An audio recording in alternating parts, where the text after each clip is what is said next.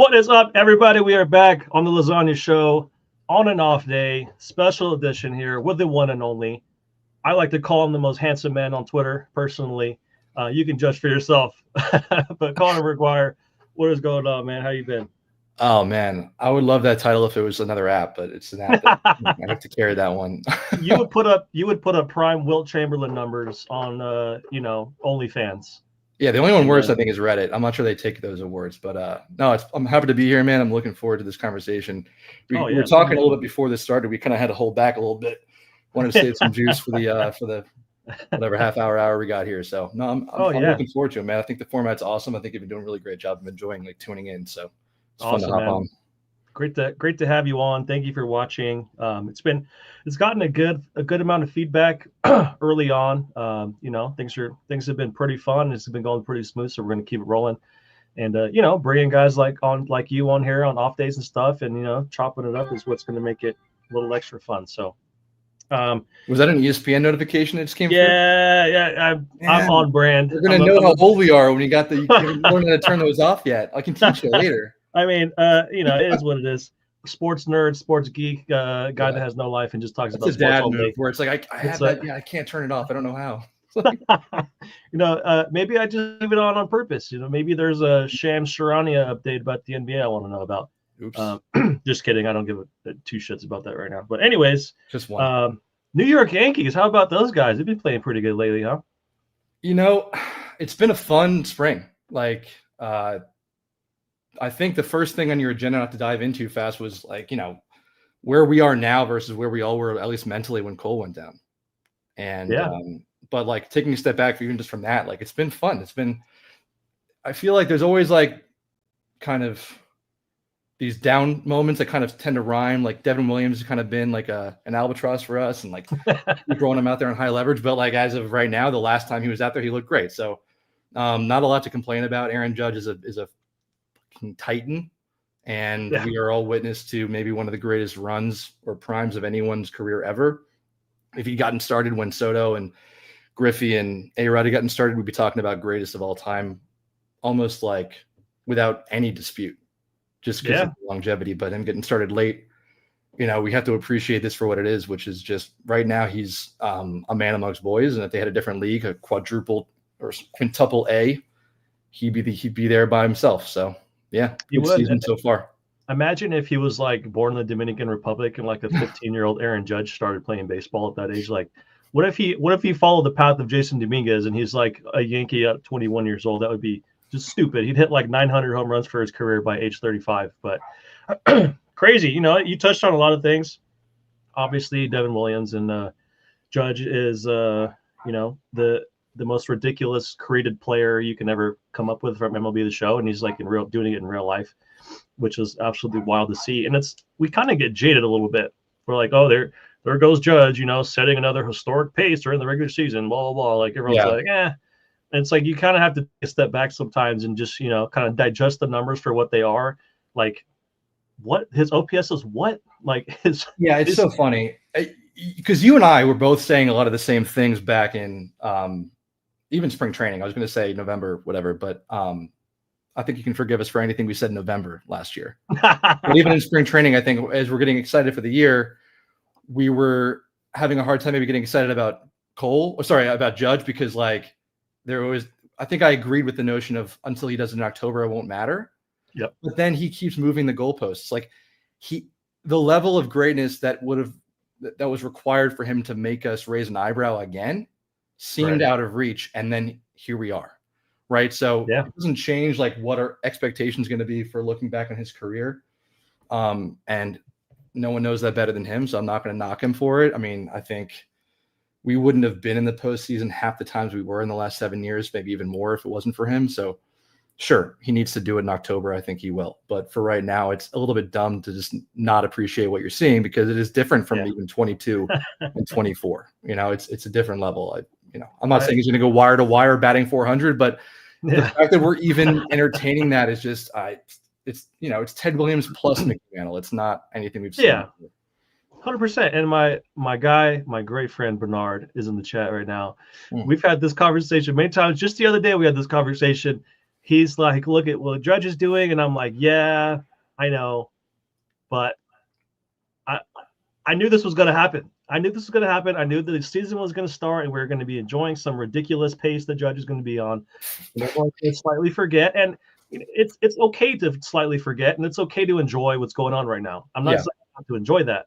But to me, from my perspective, especially living in LA, I had never rooted for a player from my favorite team to win a championship, not only to win the championship, but to save me from the hell I was going to have to live in every single day wearing a Yankee hat around Los Angeles. This was not only Yankees winning the first championship in 15 or 16 years. This was saving me from humiliation for the next God knows how long, because this is something we've been talking about for a decade, 2 decades. Oh, what if the Yankees and Dodgers ever played? What if they? It's always the hypothetical dream scenario. There it was, right there in front of your face. Mr. MVP, Mr. 62 home runs, all that fun stuff was right there, there. For everyone listening who hasn't spent time in Los Angeles around, you've been in LA, you understand how it is. They're like Laker fans, right? and they're all kind of the same, but like you have a vague idea. So for everyone in like the tri-state area or in New York, you have a thing with the Mets fans that we don't always appreciate, being kind of like expat New Yorker fans, right? And so I didn't really give a shit about like Subway Series. What if we lose to the Mets when we were like, heading towards October, heading towards the World Series? I just wanted to like win. And I kind of like wanted the Yankees Dodgers because it's like a lot of my friends are out in LA. A lot of my friends are Dodger fans. But unlike the Mets, the Dodgers are Big Brother. The Dodgers don't have any, they might respect us, but they don't need to. Yeah. And let me just say this. And they disrespected us big time after they beat us in that World Series. Guys were chirping for months. Yeah. And the point was, you need to have respect for anyone who's a Yankee fan repping the pinstripes out there in LA right now, because they've never had bigger britches. And it's just like, I feel for you, brother. I really do. I feel like it's got to be tough, I mean, since I was a little kid, all my friends, you can ask Ray, I think he's in the chat. You can ask any of my longtime friends out here. You think of me and you think of the Yankee hat attached to my damn head. Ray's always chirping, like on tweets where it's like, dude, Ray, like stay out of this, man. I didn't ask you. But you can ask him. The Yankee hat's always been attached to my head. I've always been like the guy people know as the Yankee fan in Southern California, at least, in this little area that I live in. So it's like all these people hitting me up after the Freddie Freeman grand slam in the first game. My phone exploded. I had hundreds of text messages from all these people talking shit to me. And I'm like, bro, my heart just got ripped out of my fucking chest. And all these people are like, hey, suck, what about Freddie? Kirk Gibson part 2. And I'm like, oh my God. So it's like, I was praying. I had never depended on one of my favorite players to come through the way I did for Aaron Judge. And he shattered my fucking soul. He didn't only break my heart. He shattered my soul in live time. The first 3 games of the World Series, first 2 games were in LA, first game in New York, he went 0 for 12 with 7 strikeouts. And all the big moments when we needed him so bad, the multiple-time MVP, the greatest right-handed hitter ever, and he flopped. And I just have a hard time getting over it. It's a natural reaction, but I'm not saying see a lot of pitches to hit. And if we're going to do a postmortem on the World Series, I don't want to cut you off, but it's like, no. We agree. And I think the only point I'll make, and maybe this will be hopefully the last time I think about it, which is not the case, I think about it. Aaron Judge needed to walk because Aaron Judge wasn't seeing a ton to hit. And his worst at-bats were the ones where he should have drawn a walk and he was too aggressive. And I think hopefully he watches the tape, as painful as it might be, and he maybe just realizes that. I think he's being a lot more selective. You're seeing a lot more righty Joey Votto in him this year, where he's like not missing the mistakes, but not swinging at pitches out of the zone. But what was so puzzling was he had probably the best plate discipline I think we've ever seen him have during the regular season in 2024. His batting average was like 320. His OPS was like 1 million. He had like 50-something homers. And then as soon as the switch flipped to October, all of a sudden he was pressing. He was coming out of his approach. The plate discipline we saw all season was, kind of thrown out there. So, but there were times when he was getting hittable fastballs. There were hanging breaking balls, and he was missing them. And not only was he missing those, but they would keep going to that breaking ball down and away to him, and he would wave at it. He'd wave at it. Similar to what happened in the Mariners series we just saw. His approach by the end of the World Series was actually pretty solid. Watching those they were competitive at bats. Yeah. Jack Flaherty, lobbing a meatball in there that he hit up was a gift. But but by the time you go down 0-3 in the World Series, it's over. You're not going to beat the Dodgers 4 times. So it's it was. Whenever it wasn't over. It wasn't over after Game 4 at Billy's. It wasn't over. It didn't feel over then. And those places were banging the whole time. I was there for the Freddie Grand Slam and had my heart ripped out of my chest in lifetime. And that place was banging in there. It was awesome. It was sick, but it was. I was there for the Volpe Grand Slam, and I was there to watch them celebrate on our field. So, it's not a fun time. Bernard was there too. Imagine you show up at the gates of hell, and they're like, "That'll be a lot of money." I was going to say a number. They charge you admission for the gates of hell. That's what it felt like at Game 5. I'll tell you what, man. But it was all worth it to get. Look, we didn't get swept. That's all I'm going to say. Hey, every gentleman sweep. Yep, optimism springs eternal, and here we are, man. We're doing pretty good. There's still T-shirts being made of that 5th inning, like the 5-0 with the bases loaded or whatever. Like just the score bug. Yeah, people are cropping that and putting it on fucking T-shirts and wearing that all over LA. Like it's something I'll never be able to not see. Every time I see a Dodger hat, it brings back PTSD moments for me. So it's like fuck. Yeah, I was in the tunnel when I was going to grab something in between innings, and I was in the tunnel and I bumped into Keith McPherson and I saw Joey, Joey, our friend. Yep. And we were just talking about like, should we fucking book flights to LA right now? And then like that's when it started to come unwound. And so the hubris and the Greek tragedy of it, and it happened on the field, and it also happened like to everyone that was there. I think we were all kind of feeling this exuberant optimism from like, hey, if we push it to a Game 6, we go back to LA, anything can happen. So I don't think it was over, man. I don't think it was over. I think baseball is in a baseball, and I think you can come back 0-3. It just hasn't happened in the World Series yet. But I think a lot of us that are old enough to remember know that it can happen in the LCS. I was going to go there. Yeah. Well, you're just bringing triggering all my PTSD right now. Let's be forward looking, right? That's a good segue to start talking about some things that are happening in the present and in the future, right? Because that's way more important. Yeah. No, we got caught up in the Judge conversation. It's a good conversation to have. Mm-hmm. My guy Bernard in the chat says, look at Judge's stats versus the Dodgers during regular season. He's got. I've been at. I go to almost every game where the Yankees come to LA because it doesn't happen very often. I've gone to a lot of them. I've seen Judge hit homers in a lot of them. I mean, I can't deny the fact that he, has some success against them. But there was never more important games than the 3 first games of that World Series, and he didn't show up. So you can hit 1,000 with 15 homers in 15 games and all the other games. But those 3 games that mattered most in his whole life, he didn't show up. So I got to see it. You know what, dude? I actually think if he hadn't dropped that fly ball, we would be having more of a measured. His career postseason OPS is still better than average. Like, yeah, he carried us there. I think the visual of him dropping that ball is going to be a hard stain to wipe out, and that's it. He knows it. He knows it, and he got dragged on social media for months. There's still that GIF. It's the synonymous Judge GIF.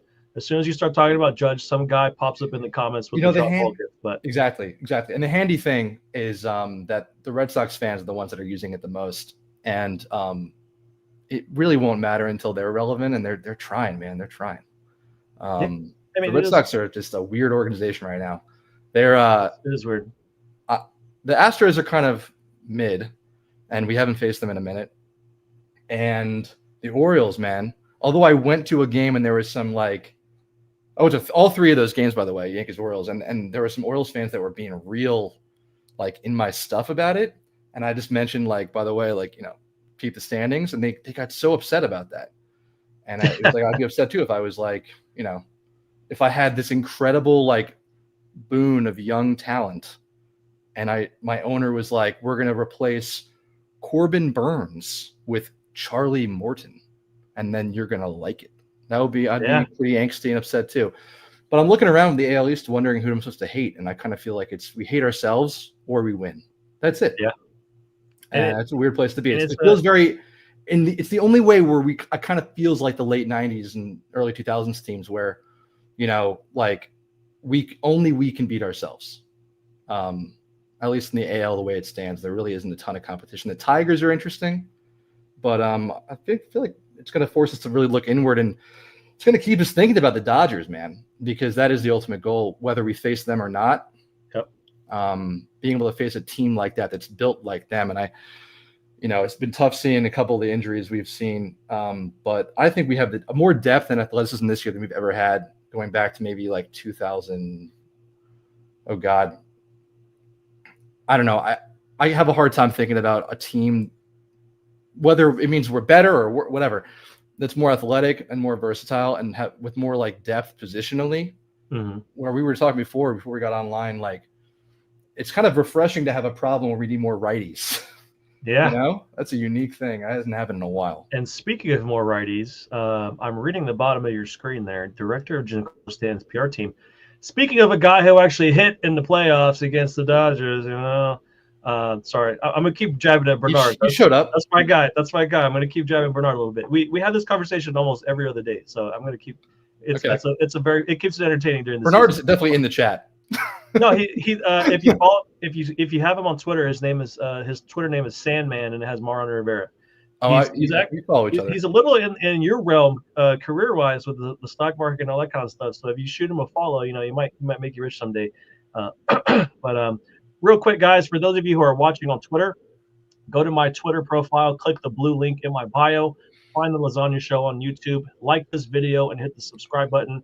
It'd be great to have you for the rest of the year, and we're going to keep having videos like this and keep chatting about the Yankees going forward. So it's going to be a fun time. But real quick, going back to Stanton. So Stanton and Luis Hill are coming back, probably in the next month or so, sometime in maybe early July. What do you expect from Giancarlo Close? Gotta get close stance for Giancarlo over here. You've been, there's been a lot of highs and lows with the Stanton experience. The injuries are frustrating. Mm-hmm. We all know how that goes. There's times where pitchers are bouncing 45-foot breaking balls in the dirt and he's swinging at all of them. And then there's other times where he goes a whole month hitting everything. And then once the calendar flips to October, he hits everything in sight.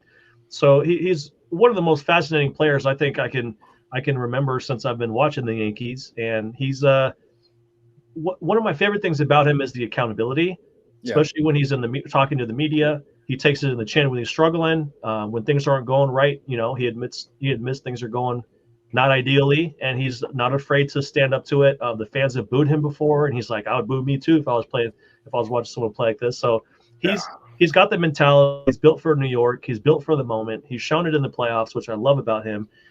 What do you expect from him in the regular season this year, and what do you expect from him obviously going forward? Can he stay healthy in the regular season? Which version are we going to see of him? Are you concerned about the elbow issues? What are your big impressions? Yeah, no, I have two minds on Stanton. There's the mind of just sit back and expect him to surprise you.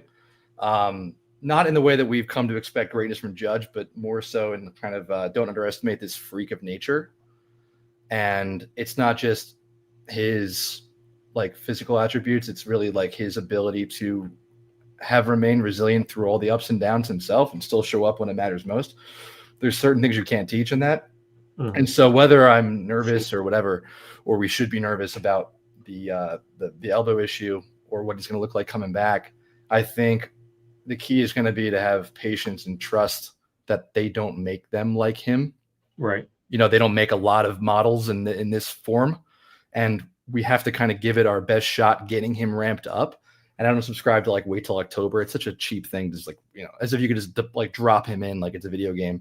And I also think that on a personal level, I think he is probably pretty motivated to get a couple swats at his climb towards 500 for his career, right? So he probably wants to get at least 80 games to kind of stay on track. I think he's at 40, right now, low 30 something, 430 something. Yeah, I'll get you the extra. I should know that off the top of my head. Yeah, I mean, he's got to be getting close because he's hit 1 billion home runs in his career. Yeah, I've dealt with tennis elbow 429. Okay. I've dealt with tennis elbow. Not far off. He's going to get there, I think. Yeah, I think tennis elbow is going to be a lot about the pain management side of things, because there's not a lot you can do to there's not a lot that's structurally at risk right now for him. It's going to be a comfort thing, and the comfort thing can kind of bleed into the mentality of you're up there, you're facing 100, and in a lot of cases 99, 98 with movement, and you kind of have to have the mentality of I'm a dog, nothing can hurt me, and he's had that in his career. But like a little bit of like the neurological element of like you feel pain all the time, and in the midway point of the two things that you used to hit. Yeah. Like it's not just a matter of mechanics or risk of re-injury. And if every time you take a big Stanton-like swing, you're feeling acute pain, that could be an issue, and that's probably gonna have to be managed. And they're probably trying to experiment with a few different ways that can kind of minimize and manage that pain, more than his arm's gonna fall off in the middle of a swing. I think it's gonna be a lot of. Yeah. Where do you think that elbow pain came from? He's been dealing with it for a while. It's in both elbows. Could this be like a long-term result of lifting heavy weights for a long time? Could it be just the nature of the sport? Yeah, I mean, it's going to be a little bit of extra calcification on his joints because of a lot of the wear and tear that he's taken. But unlike Mike Trout's back problem, it's not going to make him a worse ball player outside of his ability to like mentally go up there and prepare and take the full swing. So like, it's not going to stop him from doing it the way like you keep twisting your back and you have a disc problem, that'll be a problem. Right. It's more like, it's more marginal than that. It's more like kind of on like, it certainly can have as big of an impact as a back injury, but not because it's degenerative. Right. It takes, and I think it's the reason you get everyone's like mystified. How can you get both at one time? And that's a reasonable question. Like injuries we're used to having happen like in one localized area, but a lot of it is like neurological, where your body is starting to kind of let you know, hey, we got this like residual buildup in these two areas of your body. Like the body wants you to notice this so you don't make it worse. Right. But until he's probably about 40 years old, maybe a little bit earlier than that, we want him to make it worse. We don't care whether his elbows make it to 50. We want him to make it to the World Series and hopefully before he's 40, right? So, and he knows that it's going to be about pain management. But back to your original question, like on the field baseball perspective, I think we need to. He can't go out there and be an absolute albatross and like bat 150 and do nothing. And I think it's pretty safe based on his track record to expect at a minimum, he might look bad, but he's going to probably pop a home run every 15 at bats regardless, because that's what he's done his entire career. Mm-hmm. And if we see that drop to 20, I'm concerned. If that dovetails with him batting like 115 for a month, then I'm worried. But I think he's earned the right to ride out anything short of that, with the knowledge that he probably will need time to get ramped up. And we do need help from a righty perspective. Whether we want to totally supplant Ben Rice and have him be the 1B is a whole different conversation. We do need righty help now. So where you come down on what that breakdown should be should not stop you from admitting that we can use Stanton now. A fully healthy Stanton now in our lineup makes us better, whether you think it should be every day or a platoon. So, hey, Bernard, if you're still in there, I'm gonna need your thoughts on Stanton. Is he a full-on Stanton hater, or is he one of those guys where like, look, he's great, I love his son, but like, he thinks he's pretty spent, and we saw the playoff heroics, and reportedly he was dealing with these same elbow issues during October of last year, and he hit pretty damn well. So Bernard, I saw you saying, Conor gets it earlier about Judge. All of a sudden, the table's about to turn on your perspective. Just kidding. I don't think I said anything that was outlandish. No. I haven't got into my Hall of Fame takes yet. I do think Stanton is going to have a prolonged period when he comes back of struggles. It's only natural. We've seen it from him before. Sometimes he's been a slow starter. And he's going to need a full ramp up, full simulated spring training kind of situation. He's going to have to face a lot of live pitching. He's going to have to, get back into baseball shape. And then we have this tricky situation where Ben Rice is coming to his own. And Ben Rice is a young hitter in terms of major league service time, but he's 26 years old. So he's not that young like a Anthony Volpe. So, if Rice is going to come into his own, it should happen about now or next year, and he's got to have to play. He's got a 9-something OPS right now. He's hitting. He's been putting together great at bats. He's been developing really well. So it's going to be really interesting to see how they do this. That's something for Bernard. If you want to let me jump in here, I saw his note about it taking us to a direction we don't want to revert to, right? In terms of slower kind of Maybe that's what he's talking about. Maybe he's talking about a reliance on power or a reliance on righty power. He might be talking about, older guy, slower, kind of clogs up the bases, like DJ LeMahieu. That's a big gripe with him right now. We've got young guys, running all over the place, looking like great athletes, and then you put a DJ LeMahieu in there. He doesn't run very well, injury prone, older guy. I worry about that with DJ. I think DJ is only in there because we kind of need him a little bit. Yeah, there's a need now more than Pablo Reyes, at least for the time being. So I'm not mad about it. But if we were looking at if Ben Rice was losing at bats to DJ LeMahieu, we'd have a problem. Right now I'm looking at Trent Grisham and Ben Rice, and I don't think they're going to like fall off a cliff. But there's going to be a regression. But if they're both on 45 to 50 home run paces right now, we have to be honest with ourselves and ask ourselves: do we really think that's going to continue at that level? Of course not. And if not, then our league leading home runs and OPS might need a little bit of offsetting from a righty source, particularly, right? Because we've been pretty vulnerable against really good right-handed pitching. Right. Sorry, left-handed pitching, right? Yeah. Yeah, so, lefties. Oh, my bad. So I feel like you look at what a lot of teams have done against us. The Orioles come to mind. The Rays come to mind. Just in a 3-game series, stacking lefties in the bullpen. There's a real good reason why we haven't had a ton of late heroics, and I think it's because teams have a formula for us when we are down, and it's just hammer lefties. And we need more guys that can hammer lefties back. And I get that you're like a fan of the style of baseball you've been playing, but so much of that winning with that style depends on guys like Trent Grisham and Ben Rice overachieving. And maybe you get that from Bellinger as a lefty. He starts kind of raking a bit more. He's kind of turning it around. He will. He already has from the left side doing that too, but we don't have that from the right side. Yep. And that makes us a bit vulnerable. I mean, there's going to be a month where Judge isn't all world. Yeah. And we have to win games. We have to win it probably to survive. If that's our worst month as a team, we have to win 12 games, To your point, our most outside of Judge, our most valuable right-hander right now is Paul Goldschmidt, who's hitting 346 with a 900 OPS. It's fantastic. Without a lot of power. Yeah, 5 homers. As great as he's been. Yeah. Yeah. And I think, as the weather changes, the homers are going to come. But he's not going to hit 350 the rest of the season. His OPS might dip, If his OPS was 775, 820 this year, I'd be like, wow, that's fantastic, based on what his overall numbers were last season. So I think Goldschmidt's a little bit over his head right now too, the same way Trent and same way Ben Rice are. So to your point, we will need some reinforcements. We'll need a Stanton to step in. My question will be, how long of a leash are we giving him when he returns to get back to where he's hitting a hot streak? Because it could be 4 or 5 weeks where the dude is whiffing at everything and he's striking out a ton and he's kind of a paperweight in the lineup. But that week or 2 or 3 week span where he hits everything out is going to come. It's just how much patience do you have with that?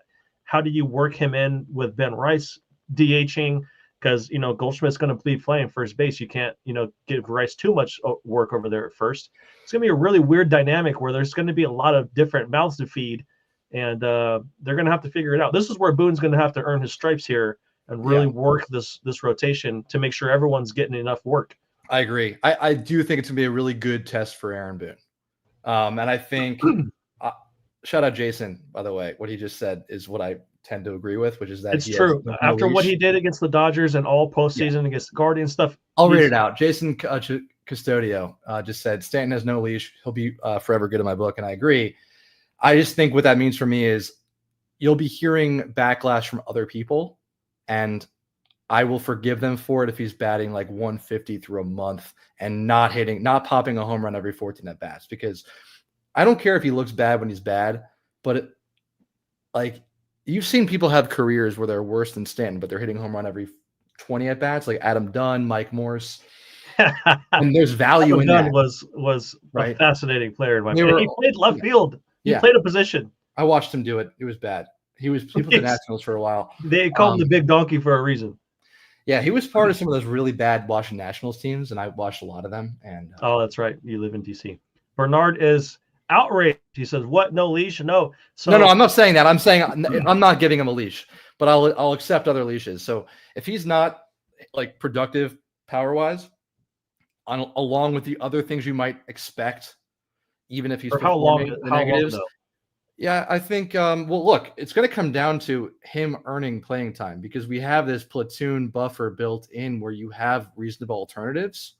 But I'm going to see him, and I'm going to demand we see him against lefty starters. Oh, 1,000,000%. It's going to happen. And I don't think we're going to At see a minimum. ton of rust in that context unless you've got a guy throwing submarine.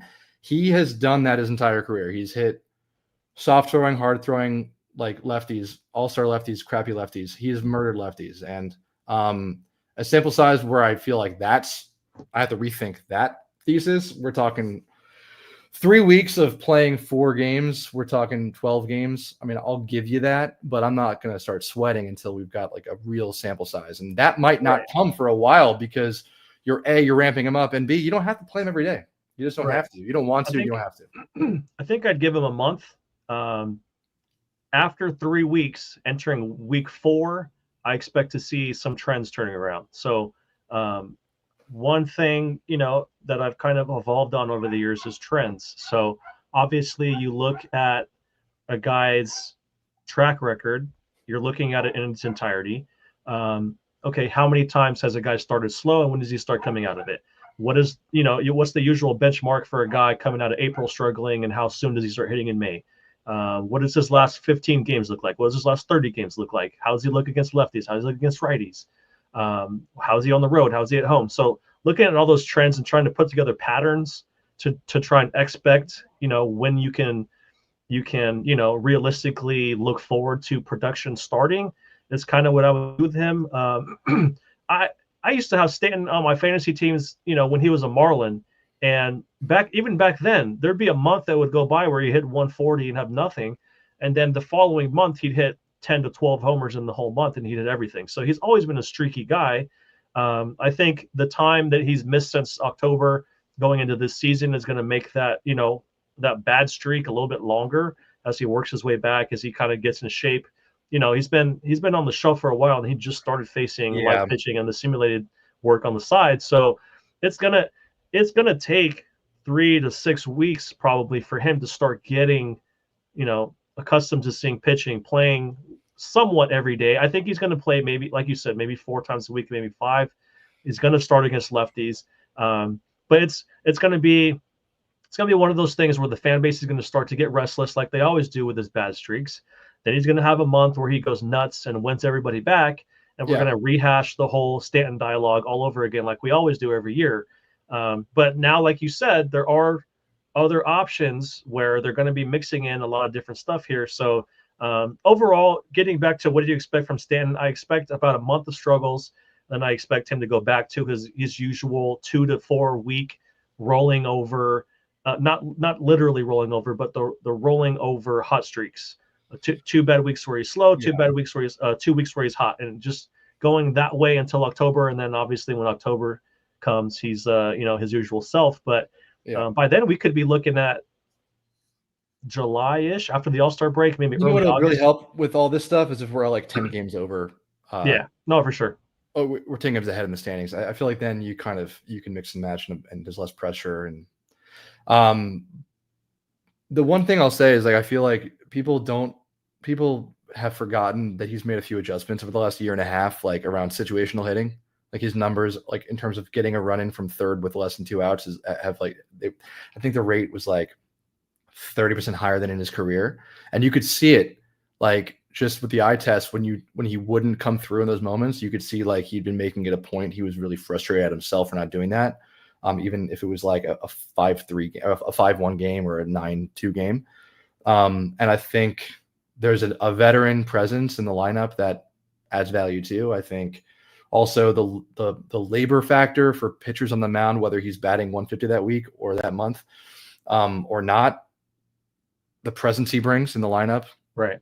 The way you have to kind of change your approach in terms of pitching around guys because they can go yard, not like an Austin Wells or like a Ben Rice, but like that guy, any moment, any pitch kind of thing. Whether it bears itself out in the stats or not, it's just there's the presence. Right. And when a guy's struggling, you don't want to be the guy that gets him into his hot streak, because it's coming. It's coming. You want to be the guy that keeps his struggles continuing. So you don't want to hang breaking balls. You don't want to throw beach ball fastballs right down the middle. But one thing that people don't understand is, why can't Stanton just flip a switch and be more consistent? every hitter's different. Playing baseball is a very, very fucking hard sport. Hitters are so different, and it's one of those things when you're in the zone, it's hard to explain why you're in the zone.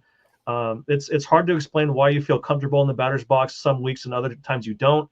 Sometimes you're thinking about your mechanics too much. Sometimes your pitch recognition isn't what it usually is. Sometimes when you're in that hot zone, it feels like you're just standing there holding a bat. Any ball that you can reach with your barrel, you're crushing, which Stanton has done in the past. And there's other times where you feel like you're not picking up spin, breaking ball in the dirt, you're waving at, you're taking fastballs in the strike zone because you think they're breaking balls, you're caught in between. So there's a lot of different things that figure into being a successful hitter. Stanton might be a guess hitter. There are times where looks like he's geared up for a heater, gets a breaking ball and spins like a helicopter. But there's other times where it feels like he can throw anything even remotely around the strike zone and he's going to barrel it. So it's like that's just the type of hitter he is. It's the type of hitter he's always been. Absolutely. And you can't change it. So what the Yankees are paying, we don't want him to change. We don't want him to change, right? They're paying him a ton of money. They're probably going to bat him 5th or 6th. They're going to do the lefty righty thing, and kind of layer the lineup that way. And he's going to have to work through it. There's going to be struggles. I don't expect the fans to boo him after what he just did in the World Series. I think people should have some patience, especially like you said, if the team's doing well, and they can afford to have him, kind of work through some things. But if a month has gone by and he's still looking pretty rough, they're going to have to figure something out there, and maybe play Ben Rice more, or rotate guys and try to see what might work better for Stan as you get towards the playoffs, because you just want him healthy and somewhat in the zone when the playoffs start, because that's when Stanton is money, obviously. But it's going to be take whatever leash you think DJ LeMahieu deserves right now, and you just double it, and then I'm comfortable with whatever that is. So let Boone decide what the conversion rate is there. Yeah. But if you're giving Stanton the same treatment you give a DJ, then you just haven't been paying attention, and I can't help you. Jason says if his exit velo dropped, that would be the day I worried about him. Yeah, I mean, when I think he's still, even last season, dealing with the elbow stuff. I think he was had the highest bat speed in the league, right? I think that's a new metric, a new stat they've been kind of keeping track of there. I think his swing speed is still among the top 5 in the league. So when there are mistakes and when he does barrel a ball, that's why it goes so far, because the guy's he's strong as shit. I talk about Paul Goldschmidt's forearms all the time. Stanton's built like a Greek god. When he barrels a ball, it's 115 miles an hour, and it's absolutely ridiculous. Bernard says a month of struggles. Where is he batting? Because of who he is and his track record and what he did in the playoffs and how long he's been sitting and how much money they're paying him, he's going to get run here, and it's going to be a substantial run. And maybe they can hide him in the 6th hole. You can layer a Judge, a Bellinger, a Grisham, a Rice, whatever, Goldschmidt down, 1 through 5, and sneak a Goldschmidt, a Stanton in the middle there, and hope he thrives and figures things out. But he's gonna get the work. Like they're gonna have to swallow the struggle period and hope that he comes out of it as he gets more reps and recognizes pitches and goes back to the way he's been. Because I think his contract runs through 2027, and then he's a free agent or something like that. There's a mutual option, I believe. Okay, so he's probably it's not going to get exercised. He's not going to come back. Yeah, no. He's got maybe 2 years left in this whole deal, and they're still paying him 30-something million a year. I think there's 1 year in there where the money is lower. I'd have to look at the contract, but Stan's going to get the run. He's going to get the at bats. They're going to leave him alone. They're going to figure him into the equation because 1, they need the right-handed bat. 2, they're paying him a lot of money, and they need him to get in the zone as the summer goes on and you get closer to the fall, because the way things are looking for the Yankees right now, they're going to be playing deep into October as we expect. And Stanton's going to have to be a big part of that. He's outside of Juan Soto last year and occasionally Gleyber Torres in the playoffs. Who was the guy you were relying on to come through? It was a lot of Stanton still at this point in his career. So he's going to get the leash because of that, and they're going to give him every chance possible to try and find whatever is still left in the tank for him. And I think there's still quite a bit left. Yeah, and lucky for us, his contract does get a lot cheaper, as you pointed out. So this year he's making $32 million. The Yankees are paying 22 of that. Thanks, Marlins. And then the next year, and the year following, it's 19 and 15 million. Oh, great. For what he's on the payroll. But the luxury tax is still 22, oddly enough. So that's the front-loaded element of it. But actual dollars out, 19 and 15. And then there's a club option for 22. as a luxury tax hit.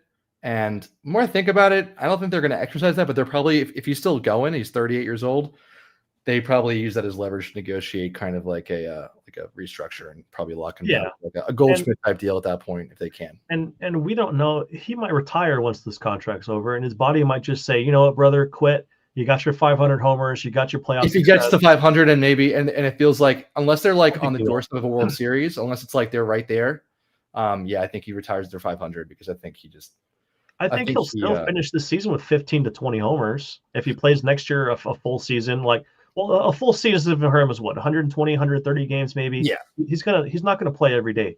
But believe it or not, I've done the math on this. I think we had this conversation. If he plays out his contract and he averages 80 games a season, which is like half, right? And he averages within 20% on the low end of his average for like home runs per at bat. So say that's like 17. He's averaged 14 at bats per homer, I should say.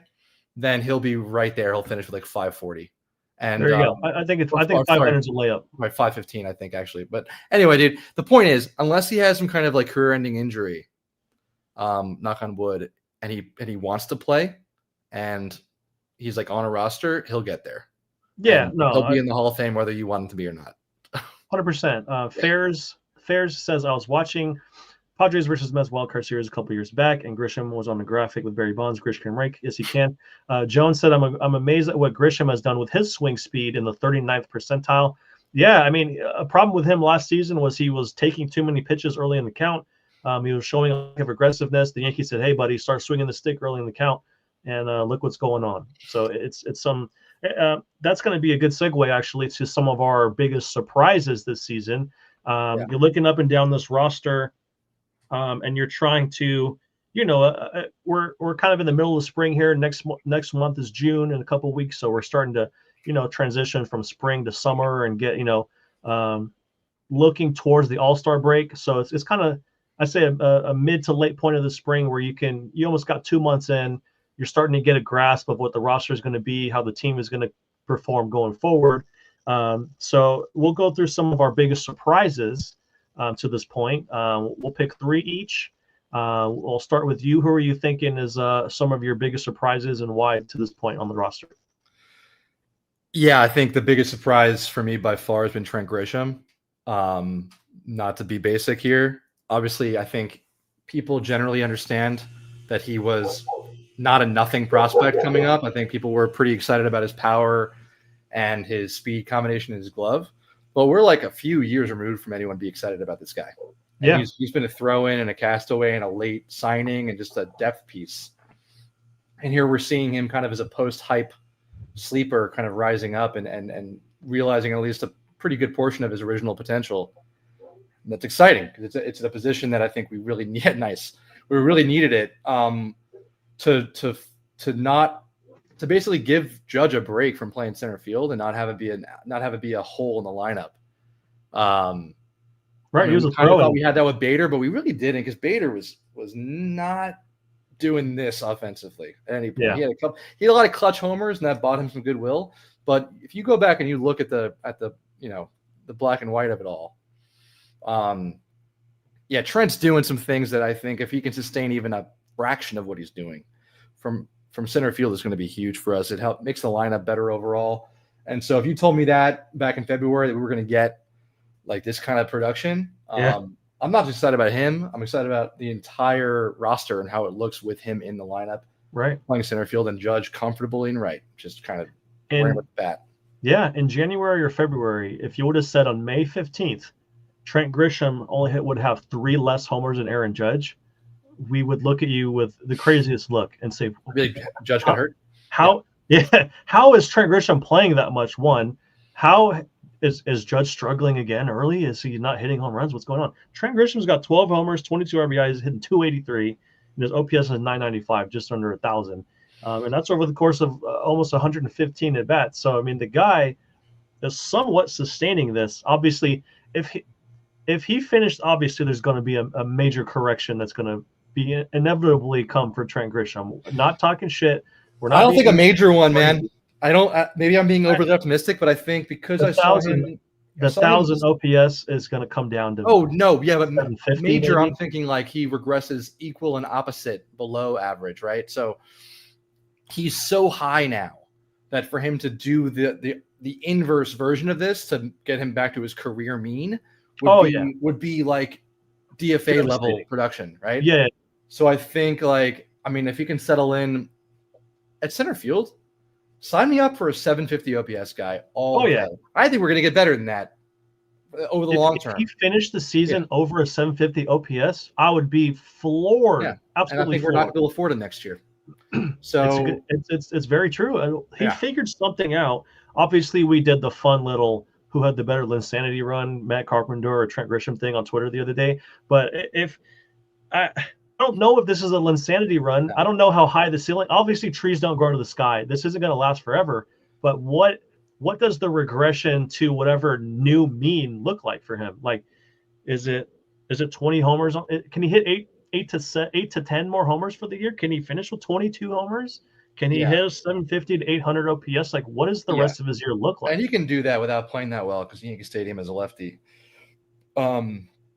If he from here on out, if you started the season today and just looked at his numbers from this day forward, and if he could from now till the end of the year post a 750 OPS or like a 115 OPS plus, I think it's less, like a 105 OPS plus. That's a win in terms of what you got him for. Yeah. And he stays 100%. In the lineup.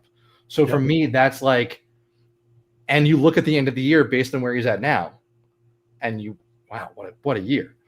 And he's already made a lot of contributions, right? So that keeps him in play. Right. What you do, and maybe I'm being too bold, but I'm not as worried about him morphing from an all-star into an albatross as much as I'm concerned, reasonably expecting him to no longer be Barry Bonds. But I don't think he drops below. I don't think he drops below like, where Bader was. I think he sustains a relatively productive presence playing center field, and I think he probably ends up starting more games in center than Bellinger. Whether he's doing that, in game one of the ALDS is a different question. Yeah, it's an interesting concept with the whole, rotational situation they have right now, because obviously Jason Dominguez needs to play every day. Aaron Judge isn't coming out of the lineup ever. Cody Bellinger's getting paid pretty well, and he's a guy that they need to get more at bats to get to the, 770-ish or above OPS that we expect from him this season at least. And then you got Trent Grisham in there who's going nuts. So it's going to be one of those situations where are they going to continue to play the merry-go-round and rotate days off?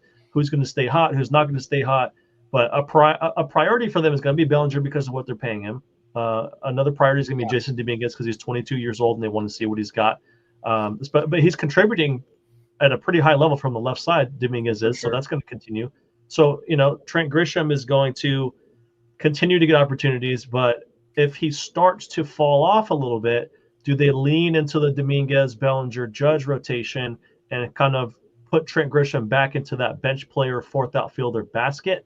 Or does Trent Grisham continue to get free run? I mean, it's going to be an interesting, sort of like we were talking about with Ben Rice, Paul Goldschmidt, and Giancarlo Stanton. You got this is the outfield. They're all lefties. I consider Dominguez a lefty too. I don't care what anyone says. They're all lefties, right?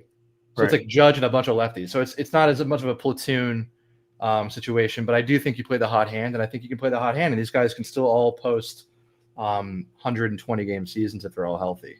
I just think maybe not 120.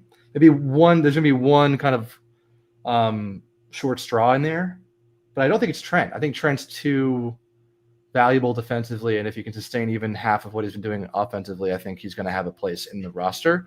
I don't think you're going to see him getting more than 2 days off in a row. I feel like that answers your question, right? Yeah. So who was your top surprise? Not to move off of Grisham too much. If you have more to say about him, go ahead. He's definitely in there. Based on real quick. Those of you who are watching on Twitter, find my YouTube channel. Go to my Twitter page, my profile. Click the blue link in the bio. Even the Red Sox fans, go do what he says. There she is. You're gonna come in here and give yourself juice. Give him some juice too. Go Sox. The Red struggling a little bit. So, they want to hear about some positive baseball talk because there's not a lot going on over there, guys. These Boston folks, they got nothing better to do on a Thursday night than come and troll us, man. Come on. Yeah, but find the Lasagna Show. Go on YouTube. Go on my Twitter page. Click the blue link in the bio. Like this video. Follow the page. Subscribe to the channel. And let's have some fun this year. We have Conor Maguire, the most handsome man on Twitter today, talking some Yankees. Lady Red Sox says, "Oh, come on, don't do this to me." Hey, if you hear some positive baseball talk in the very dark times of Red Sox, she missed our opening segment on the Red Sox. Probably for the best. And as crazy as it is, the Red Sox are under 500. They're only 4 games out of the first place of the division. With that payroll, it's shocking to me. Yeah, they brought in all this talent. Long way to go. Long way to go. It's because they big Lucas Giolito guy over here. I got to say, yeah, that's the most random. Random Red Sox. I mean, Crochet was a fantastic signing. You have to give them credit for that. Crochet, I wish we had Crochet. No, I mean Crochet is nasty, but how long until I'm not going to say it. I don't want to be a bad person. I don't want the. Don't report us. We're giving Garrett Crochet his flowers. Don't report us. What are you doing? No, don't report. Garrett Crochet is the second coming of Jesus Christ. No, Garrett Crochet is a carbon copy of Chris Sale. If we're being real here, he is Chris Sale reborn. Did you hear that? Anyways, did you? Side note: did you see the podcast where Chris Sale was talking about how he never waved off a sign his entire career, from high school to the pros? My mind, because about being a team player. There are times where your stuff is not good that day, or you got one pitch that's working and one pitch that's not. You're not comfortable with it in certain counts. So there have been days where Chris Sale inevitably had lesser stuff than he would have liked, or change up sliders not doing what he wants, and you don't want that pitch to be called and against an Aaron Judge or in a 2-0 count against a great hitter. So for him to not shake anything like that's unbelievable. I miss when DJ used to own him. That was fun. Now DJ's washed, but anyway, it's just crazy. You would have thought Chris Sale was the kind of guy who had that kind of like bulldog mentality of like, I know what pitch I want to throw. I don't want to take your. I mean, he cut up. Didn't he cut his jersey up with scissors on the White Sox because it wasn't comfortable, or it was made of wool or some shit. I don't know what that crazy. And then he broke the TV, and it's like, dude, are you gonna pay for that? Like these minor league teams, like they're gonna have to pay for that TV. I think it's funny picturing him with the scissors, like fucking angrily fucking cutting up that jersey and I'm gonna show them I'm not wearing this shit. There's no Greek letter to describe that kind of masculinity. There's no it's not like he's being beta. Talk about toxic masculinity. That's like that one's off the alphabet. I don't even know what he's doing there. The guy's a psycho, but yes, in an ace, he's a bulldog. I want a psycho ace. Roger Clemens threw a piece of a bat at Pike Piazza. All right, I need some psycho. That was roid rage. That was the Winstraw for sure. Hey, a little bit of Winnie, here and there. Yeah, Winnie the Pooh. I'm just kidding. You hear that, folks? He called it Winnie. That means he knows what he's talking about.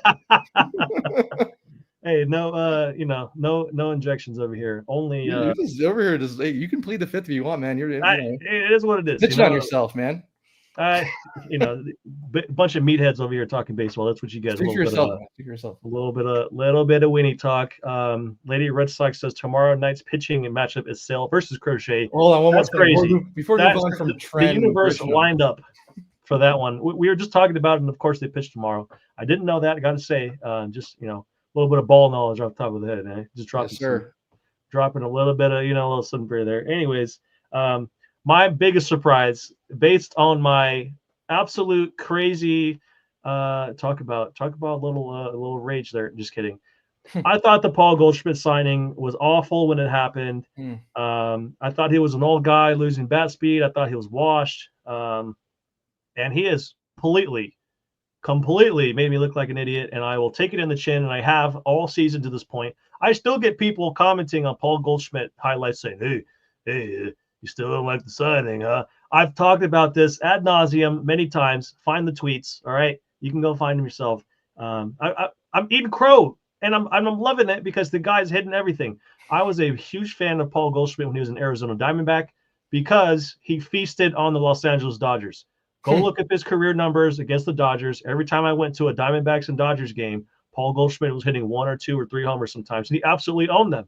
So I admired him from afar from a long time. Plus, talking about meatheads, you want to talk about some high class forearms? The guy's got some pipes, all right, if we're being honest. But he's been unbelievable. He's hitting 350. He's his OPS is a million. Outside of Aaron Judge, he's the best hitter on the team, overall hitter on the team. And I thought it was one of those moves where the Yankees were going back to an older, slower, regressing Josh Donaldson type of player, which I thought we were getting away from, which is why I was, acting all crazy. I didn't want another Josh Donaldson type. We already had DJ LeMahieu. I was like, we're trying to a little bit of a youth movement going on here, more athleticism, better on the bases, better on defense, and he did help with defense, but he's a base clogger. But the other day he stole a base with those giant Titanic forearms. His speed's always been underrated. Let me ask you a question on how maybe your thoughts around Paul Goldschmidt have changed, which obviously it sounds like they have. Even though you watched him like his whole career, which might be a Hall of Fame career, like you're aware of the caliber of player he's been, the age came into you as true professional. Maybe overestimated the age factor for a guy with his approach. Mm-hmm. After watching him more closely these last few weeks and months versus what we saw with Donaldson, who was maybe like when you zoom out, similar profiles, right? Power hitting righty, but they have a very distinctively different approach. Very different approach. Do you feel like there's maybe a thing that if you could go back with the same information you had, like not the benefit of hindsight, where if maybe you kind of thought, well, they've got different approaches, or some part of what you've seen that maybe would have you rethink it, even going into the year, right? Yeah. So his second half last season was much better than his first half. Mm-hmm. So there was evidence that something changed, something clicked. And he kind of went back to being that productive version of himself. But the question was that just a blip in the radar? Was it the Cardinals being uncompetitive and, guys just lobbing meatballs in there and he was taking advantage of it? So there was a lot of questions there. Was he going to be the first half version, Paul Goldschmidt of last year, or was he going to be the second half version? And are the Yankees, after going to the World Series, in a position to take a chance on an older, aging guy like that in a window where you need to win now with Aaron Judge? My first pick was Pete Alonso. I know people are cringing. I would have given him a 3-year deal. I would have paid the high AAV. It wouldn't have been a guy. And look what he's doing right now. Yeah. Pete Alonso is crushing everything. I thought the Mets would be in turmoil right now if Juan Soto was and Pete was doing this.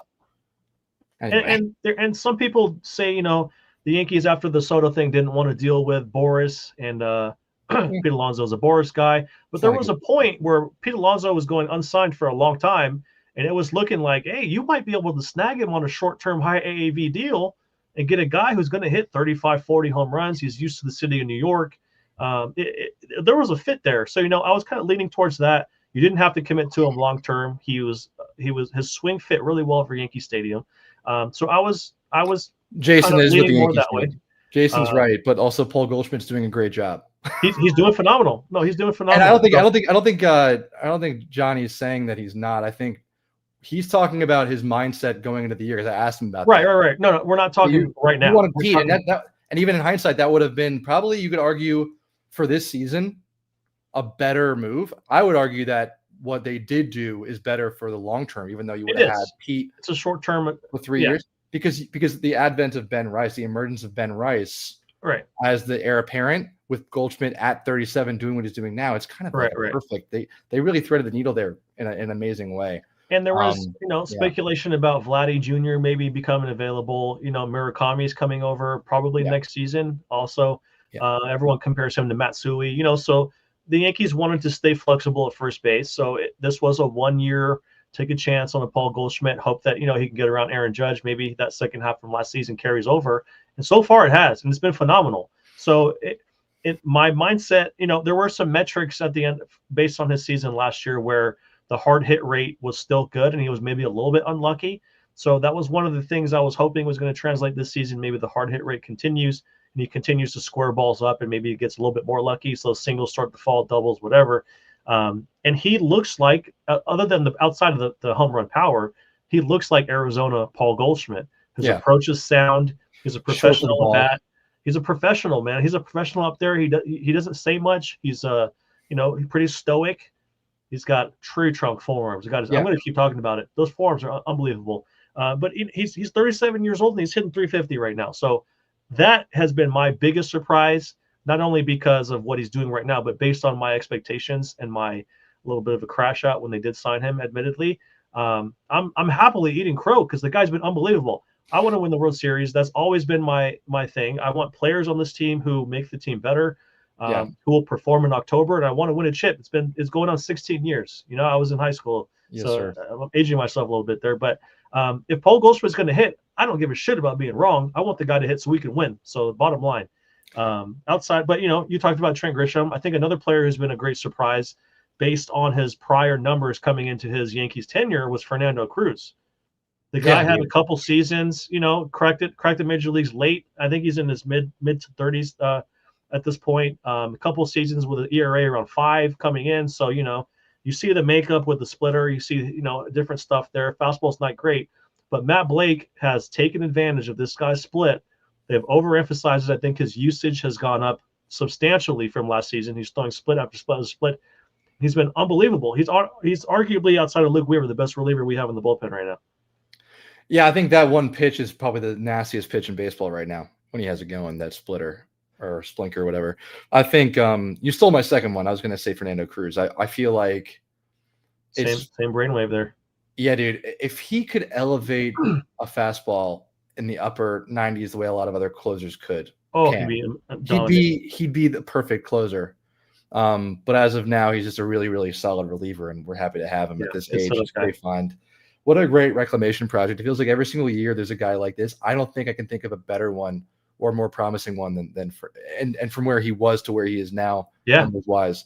The stuff is always in there. Yeah. Yeah. Failed starter, high ERA. Now he's a jungle cat out there. But like you said with Fernando Cruz, Luke had a longer, I guess you could say, background in the major leagues. So there was, some experience there. Yeah. I think Fernando before this season only had 2 years in the bigs, and both of them weren't great. So for him to be what he's looking like now, it's incredibly impressive.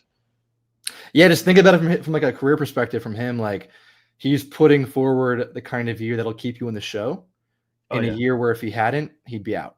And shout out to him just personally, because it's an incredible thing to watch. And often we lose track of the fact that these are people, and he probably is like just personally so excited to be on this team and to be contributing in this way. He loves the Yankees, man. And that's gonna carry through in a long. I mean, we talk about the grind of a long season. I feel like we don't often get into what it's like to be a guy in like the middle of the bullpen, where you might go 6 days not get your uniform dirty, right? Yep. And then you might be out there 3-4 days in a row. You gotta stay ready. You gotta be crisp with your stuff. I mean, because the hitters don't give a shit if if you're on your A game or not. They're gonna hit. If you're making mistakes, they're gonna crush you. So you got to be. When I played in junior college, I was a relief pitcher, and like you said, it's you don't know when to get ready. You don't know. I mean, there's just so much any unknowns. You don't know where the game could go. To where maybe the starter, maybe you expect to start getting ready, maybe the 5th or 6th inning. Maybe you think you're going to come in the 7th, usually in a close game. Yeah. That game, the starter might get shit on in the 1st inning, and all of a sudden, fire drill. We need a guy to come on and eat 2 or 3 innings in the middle of this game. So there's a lot of different scenarios that could come up. So that's kind of the beauty. Yeah, Jason says, Juco. Hey, I was lucky in junior college because our field they had just renovated the field, and it was like a multi-million-dollar, like Division I caliber, like all artificial turf, like unbelievable facility. I was lucky to play there, but some of the unpredictability of being a relief pitcher, to your point, makes it really hard. So when these guys can come in and shut the door, pitch in close games, and lock things up consistently. They can come in early. They can come in late. Think of what Ryan Yarbrough has been doing lately. He went from the mop-up guy in a blowout to starting games now. I mean, he's such a versatile piece there. But he's replaced Michael King. He's not as good, but he's Michael really King important. Used to be that 2 or 3 inning guy. Like, we had Michael King, and that was like having a Lamborghini as like your grocery car. Well, Ryan Yarbrough has come in and he's been a really, really solid grocery car for us, right? So that's a really important, that swingman role. We've always kind of had that daily driver. Nestor was that for a while before he good on gas. Yeah.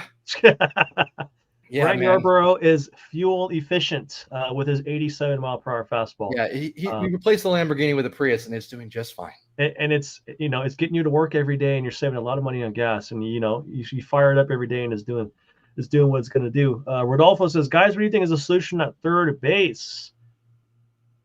That's a great question, Rodolfo. I think Peraza is going to get the nod going forward. I think you're going to see Vivas there occasionally, but Peraza has the better hands. He has the better glove, obviously, because you wear a glove on your hand. What do you think would be great arm too? What's the most exciting resolution to third base for you? And then what's the most plausible, most likely? And then I'll tell you mine. But let me get those first. I think two different questions, right? Because we could dream on Brendan Peraza. Donovan, I think. You think would be my most exciting third base find, but he would acquisition. He would take a lot. Yeah, he would take a lot to get the most underwhelming third base situation is what we got right now. Peraza and the Vivas most plausible, like the most likely. Like what are Boone and Cashman going to do? What are they going to serve up for you? Like I think Jazz comes back and DJ goes to third. Okay. I think that is. I think Donovan is less likely than a Ryan McMahon. He's a lefty glove first. McMahon would be not a bad pick there. That'd be solid. I think he'd fit in. I think he'd fit in with what they're trying to do and how they try to improve the club the last 2 years. But I also don't think that they're going to be prioritizing that over pitching, nor should they. Yeah. I want a flamethrower out of the bullpen badly. Yeah. Yeah. I think we need arms. I think we need more pitching depth than we have. I don't think right now. I think we're a first place team, but I don't think we are constructed to be a World Series team yet. But I think we're pitching depth away. I don't think we're a third baseman away, but it'd be nice. And there's a range of outcomes where what we have in the building now is not going to cut it. I just think for me, if Peraza can take a big step forward and surprise us and kind of like bring some more offense, that opens things up for you other areas of the roster, namely pitching. Yeah. I think that for me is the most exciting because what we can do with that farm capital elsewhere. And we've been waiting on Peraza. He kind of has the open door now. And I don't think that DJ is getting in anyone's way. I think DJ is going to be a complimentary depth piece. I think he's going to slide in right where you had a rover before. Yeah. I don't think they're looking at him like an everyday player. Right. It's I mean, it depends on when Jazz gets back.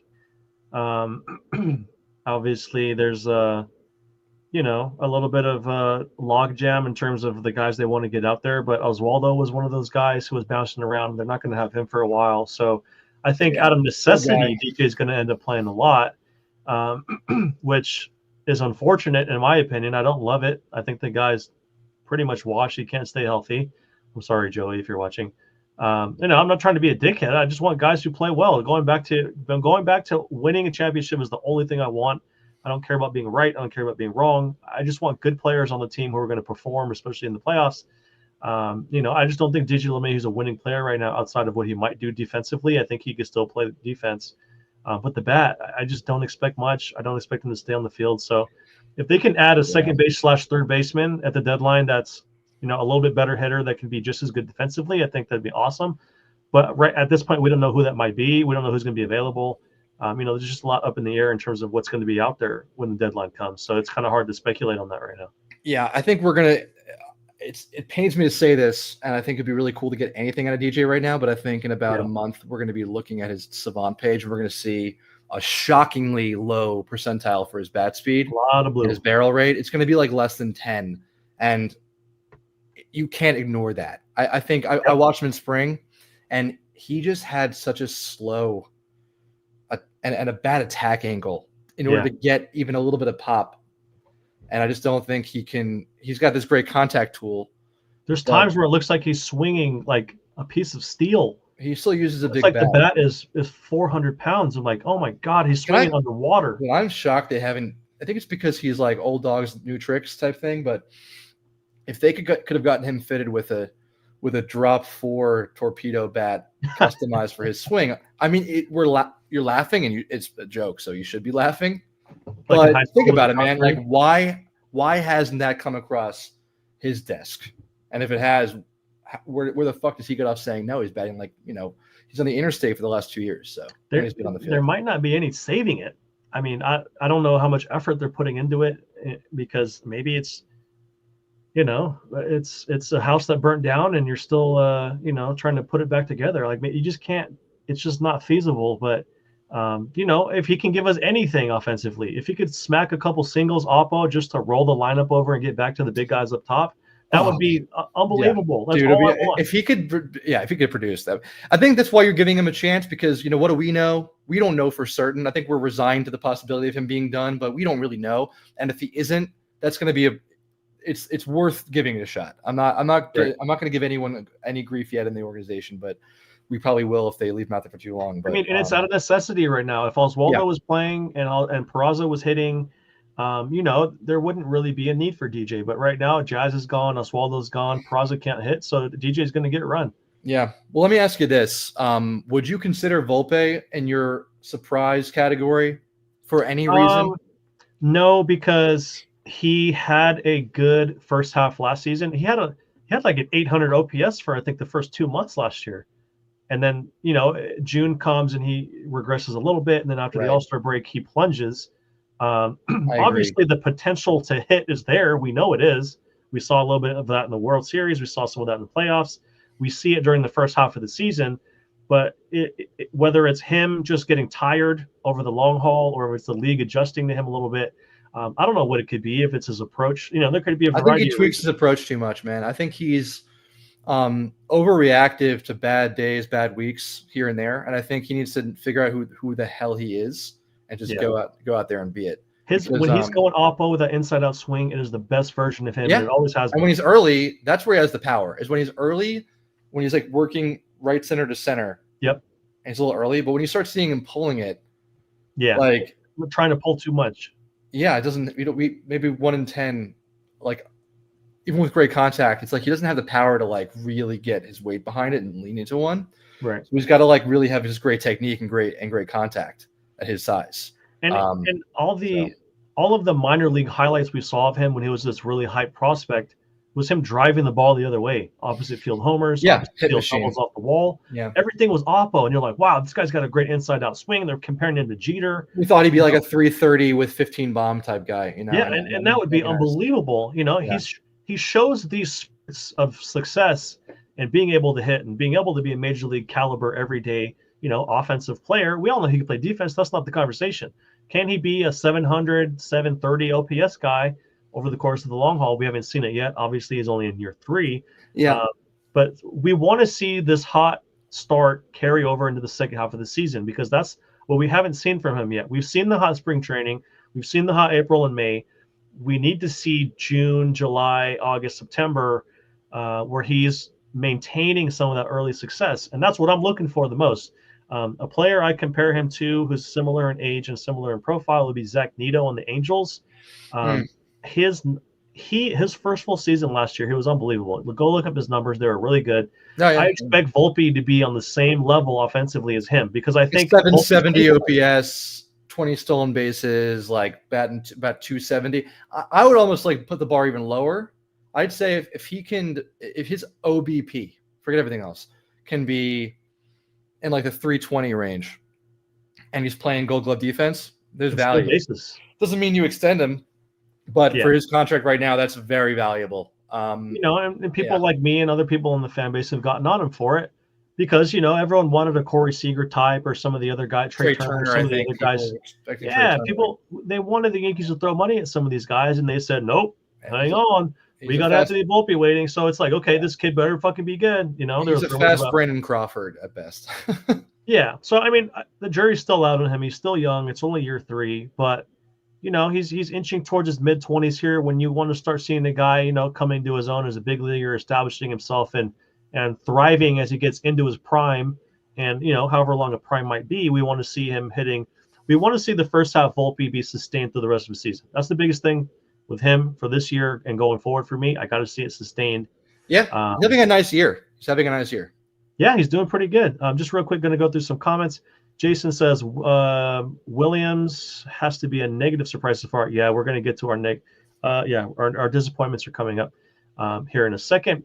Eddie Snap says Luke Weaver admitted that he did consider retiring before the Yankees signed him in 2023, which is crazy because if you see the side-by-side when he was a starter back then on some of these other teams that come to the Yankees, they completely cut out his big leg kick and they gave him a more abbreviated kind of no stride, kind of, setup kind of pitch from the stretch type of delivery, and it has turned him into a guy who can locate, and that changed up his top shelf. So Thank God he didn't retire.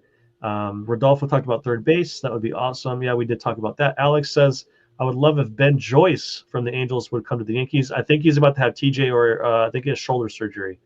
So that's a tough blow for him. Alex says, I wouldn't mind Nolan Arenado. You know, if Arenado could be a 7, if he could be above average, slightly above average offensively and play good defense, I wouldn't mind it at all. But the Cardinals do got to eat some of that money. Yep. It comes down to the money on that. That's it. Yeah. You could certainly use them.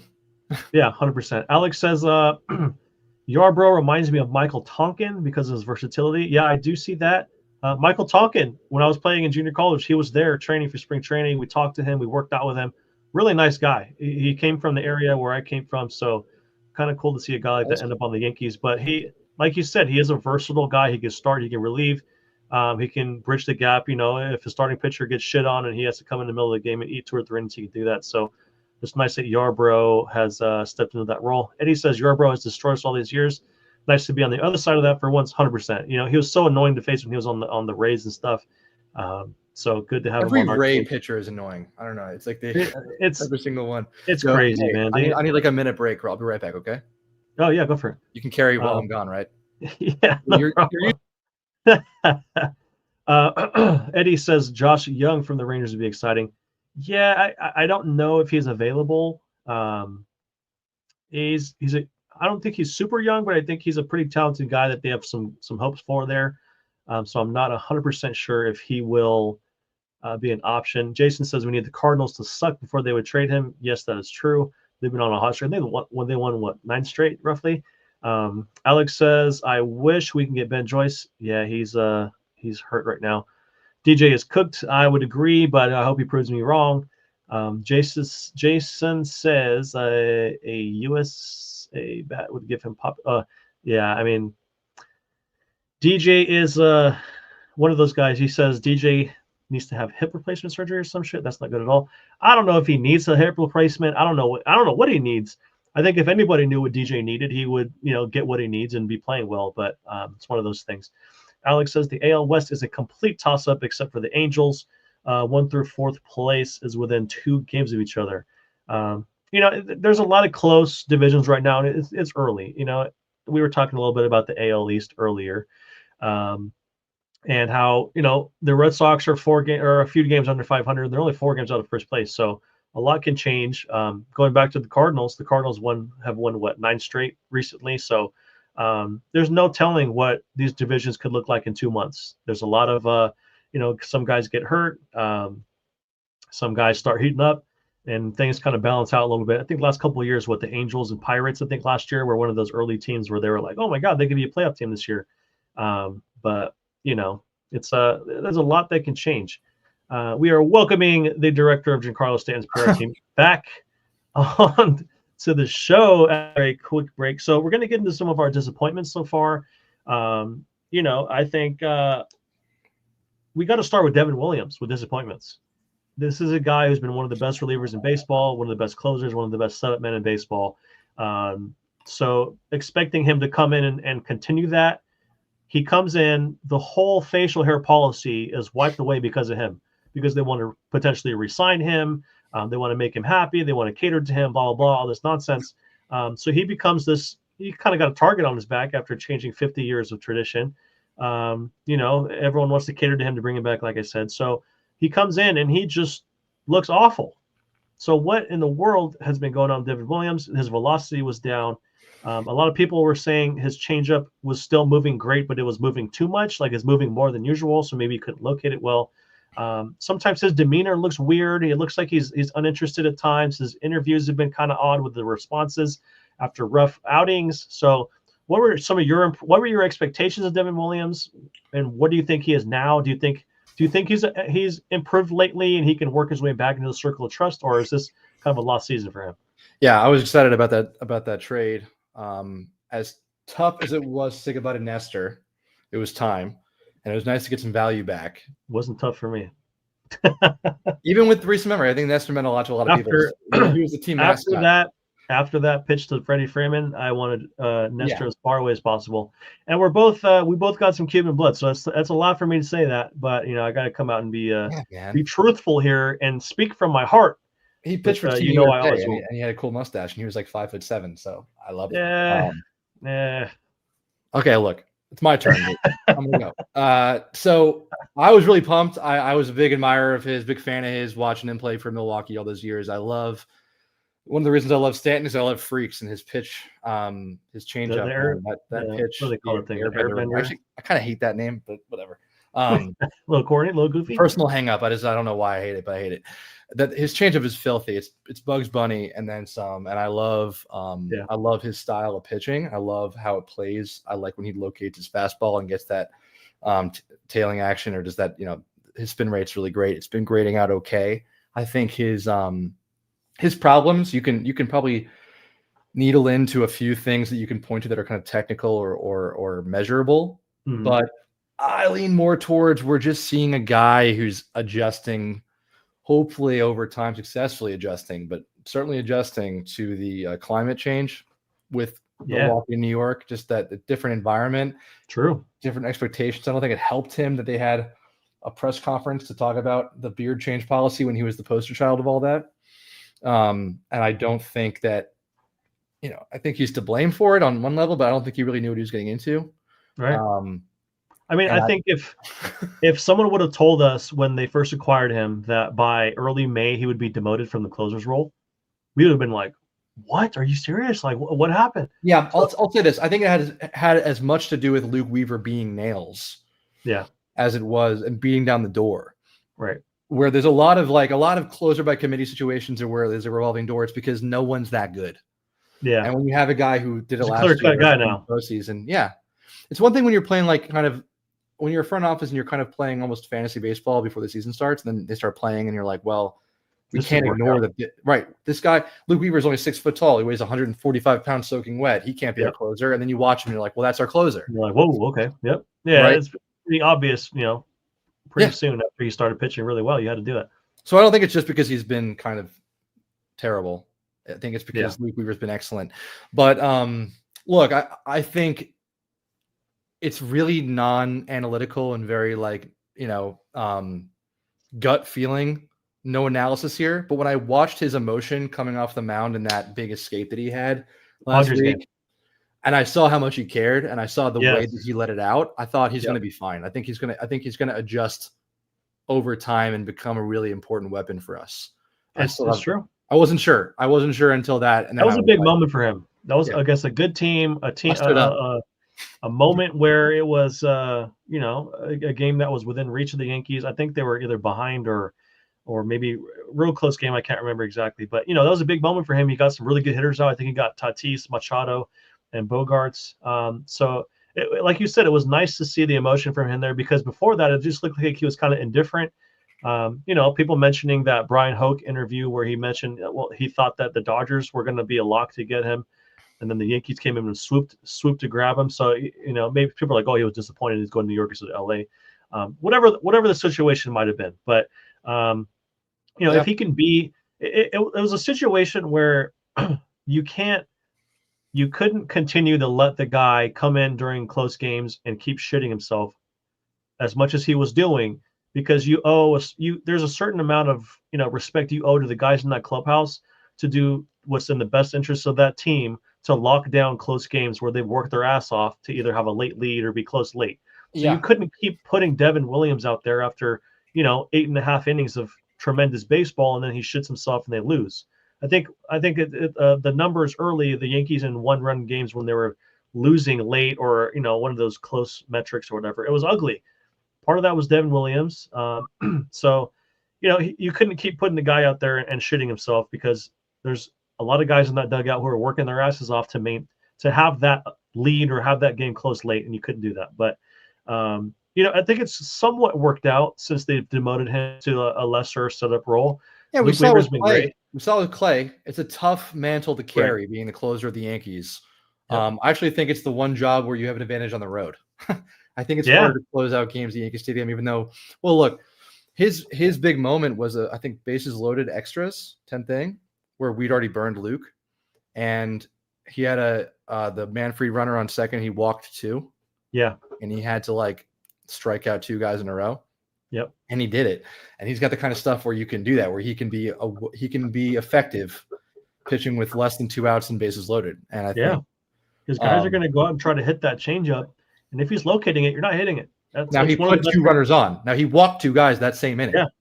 So it's not like he's arrived. It's just, I think you see, he had great stuff when he located. But what I took away from that inning that I think is carrying me forward in optimism is that it just, like, intuitively, I just felt like watching him, like he wants it enough to where he can come through all this stuff. Because it's probably not easy. And I think certain guys are built for it, certain guys aren't. And I think I was convinced that he was just going to be a flop, like a Kevin Brown, Randy Johnson. You know, Joey Gallo was ruined by it. But the other guys, they left and they were fine. But even like Lance Lynn, Bartolo Colon was actually an exception where he got better leaving, but he was still good with us. We can go way, way back. I think a lot of people probably watching forget that Bartolo Colon was actually a pretty solid Yankee before he was a big fat guy in the Mets. Just throwing that slow 2-seam sinking fastball and getting a lot of soft contact and strikeouts on it. It was pretty crazy to see. If you remember Bartolo earlier in his career when he was on the Angels, throwing 98, pumping, that dude was fucking throw gas. He was nasty. So it was kind of funny to see him become that like soft throwing, like movement guy late in his career, kind of like CC Sabathia a little bit. But yeah, I mean, it looked like Devin Williams was going to be a Jacoby Ellsbury type, just a complete flop, looked like shit. His whip is still like 1.8, which is horrible. He's got to stop walking guys. But there has been some promising moments where he has shown the ability to get out of jams, to execute pitches, to start that changeup lower part of the strike zone and break it beneath the strike zone. So those are the things we want to see from him. His velo's still not there yet. When he was on the Brewers, he can touch 96 consistently. We used to see it often. It's one of those things that probably come as the weather gets a little warmer. But yeah, to this point, been a bit of a disappointment, but we are hopeful. Yeah. Griff is in the chat. What is up, my dude, watching on Twitter? What's up, Griff? Real quick, those of you who are watching on Twitter, please click my Twitter profile, click the blue link in my bio, like this video on the Lasagna Show, and subscribe to the YouTube channel. It'd be great to have you, and we're going to continue to keep doing these shows all season long, so it's going to be a good time. Hope to see you guys in the chat. Real quick, another disappointment, I think that's kind of been overshadowed a little bit because he's been better lately. But I think Cody Bellinger's got to be filed into that disappointment category. For sure. Based on, what his last 2 seasons look like. They were pretty solid offensive years. Last year he dealt with some injuries, but 2023 was fantastic. And even his injury-riddled last year, he was still pretty good. I think his LPS was around 750. Then he has that super hot spring training. He looked fantastic. He looked like a world beater. You figured that was just going to carry over. He's going to hit 30 home runs for the year and be, former MVP-type player for the Yankees. And he started out pretty slow. I mean, currently, his last 7 games, he's picked it up. His OPS is close to 9. He's hitting 330. But his overall numbers, if you just looked at the overall numbers in a time capsule, if someone in February said, look, this is going to be Cody Bellinger's numbers on May 15th, 229 batting average, 688 OPS, you'd be like, oh my God, this has been a huge flop. Yeah. So what do you expect from him going the rest of the way, and what do you attribute this slow start to? Is it just a slow start? Is he going to come out of this going crazy? Like, what do you expect from him? Well, let me answer your question with another question, Johnny. Oh, I am intrigued. Yeah. So what are you more surprised with? The recent turnaround, him having a 900 OPS for the last 2 weeks, whatever you said, or him kind of sputtering after having a hot spring? More surprised about sputtering out of the gate. And that's why they pay him $20+ million a year. And I think the reason he wasn't number one for me is because, a little bit like he's kind of showing signs of turning around. But I just think that I'm not as worried about Bellinger. Me neither. I don't think we brought him in unless you're like living on a different planet. He's not a Soto replacement, but he was the biggest, shiniest new toy in lieu of Soto. Right. And so we don't need him to be that, but we want him to be what he evolved into post Dodgers, right? Post MVP, which is, a guy who goes out there kind of like we're seeing Goldschmidt do on the right side and have competitive at bats. Yep. Goldschmidt's our only infielder right now, consistently having competitive at bats. Yeah. Professional. Yep. You're seeing Grisham do some stuff amidst, very low expectations. And because of that, you're not noticing some of his less competitive at-bats. Yeah. Judge is a machine.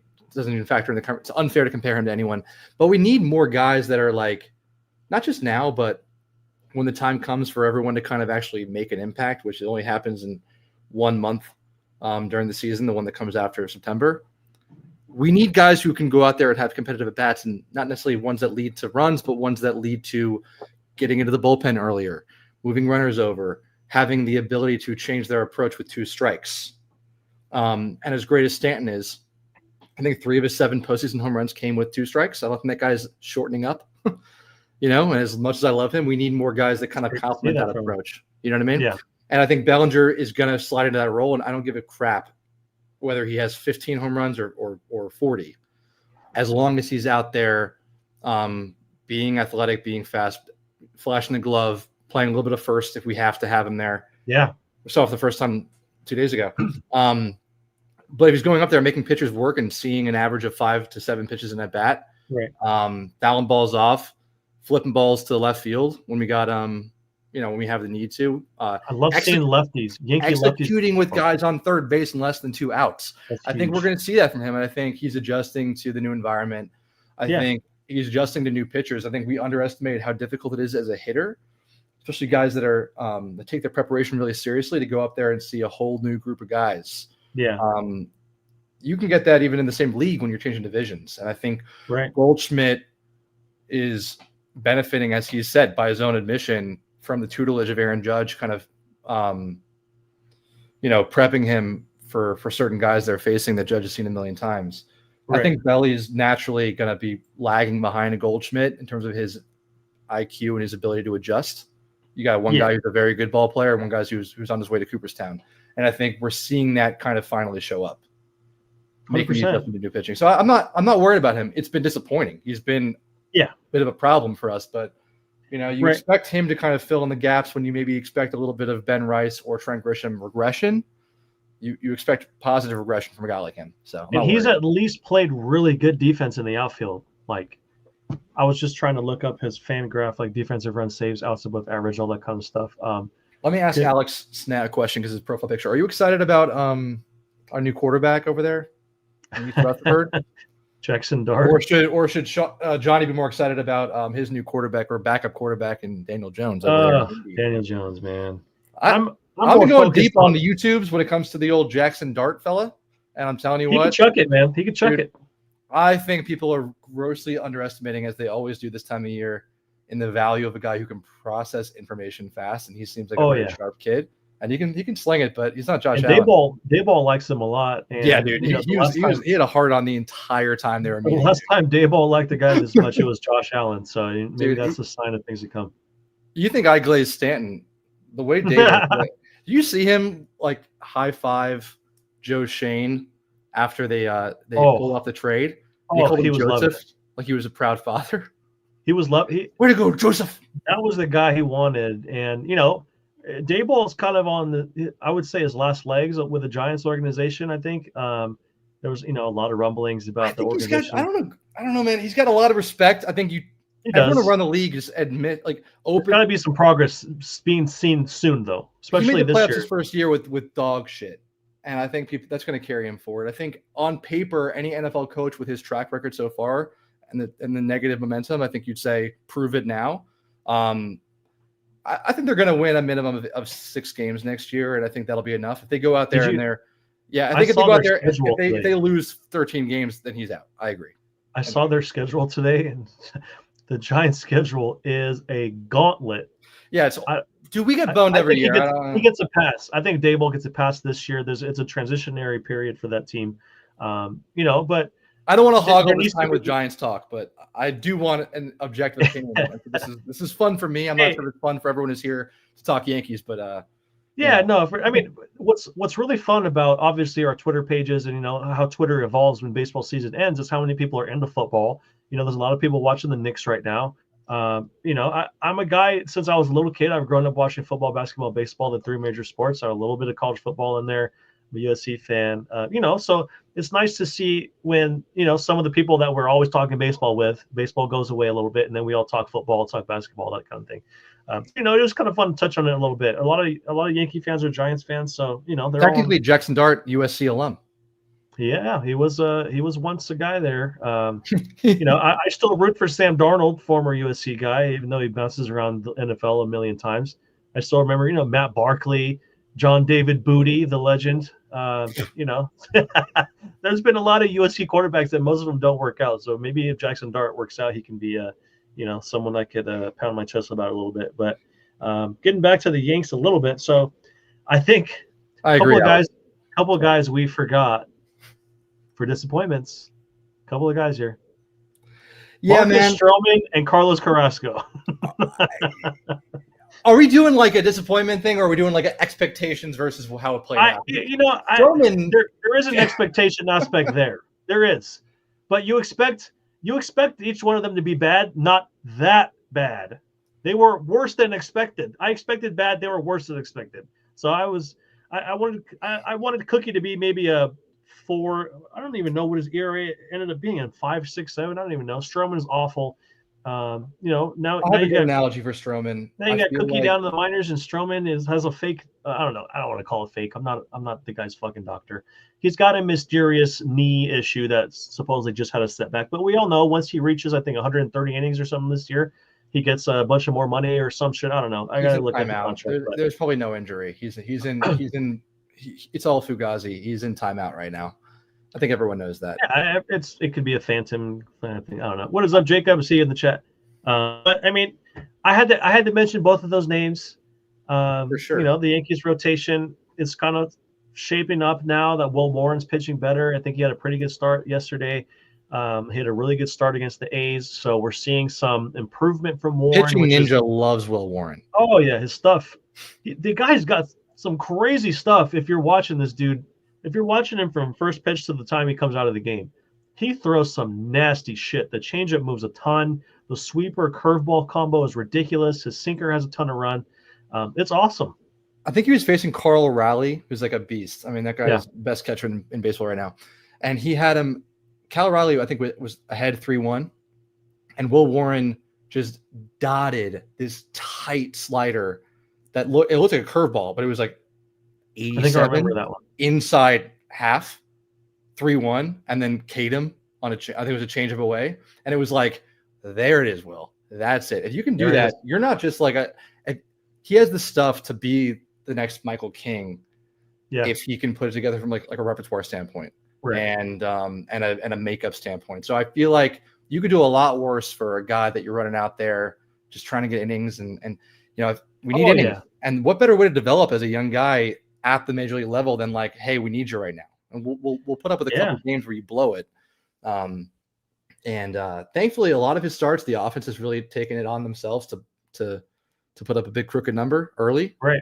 That's been nice. He's earned the ability. He's earned the right to get this opportunity.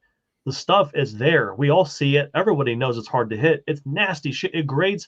One of the stats I've been seeing a lot this year is Stuff Plus.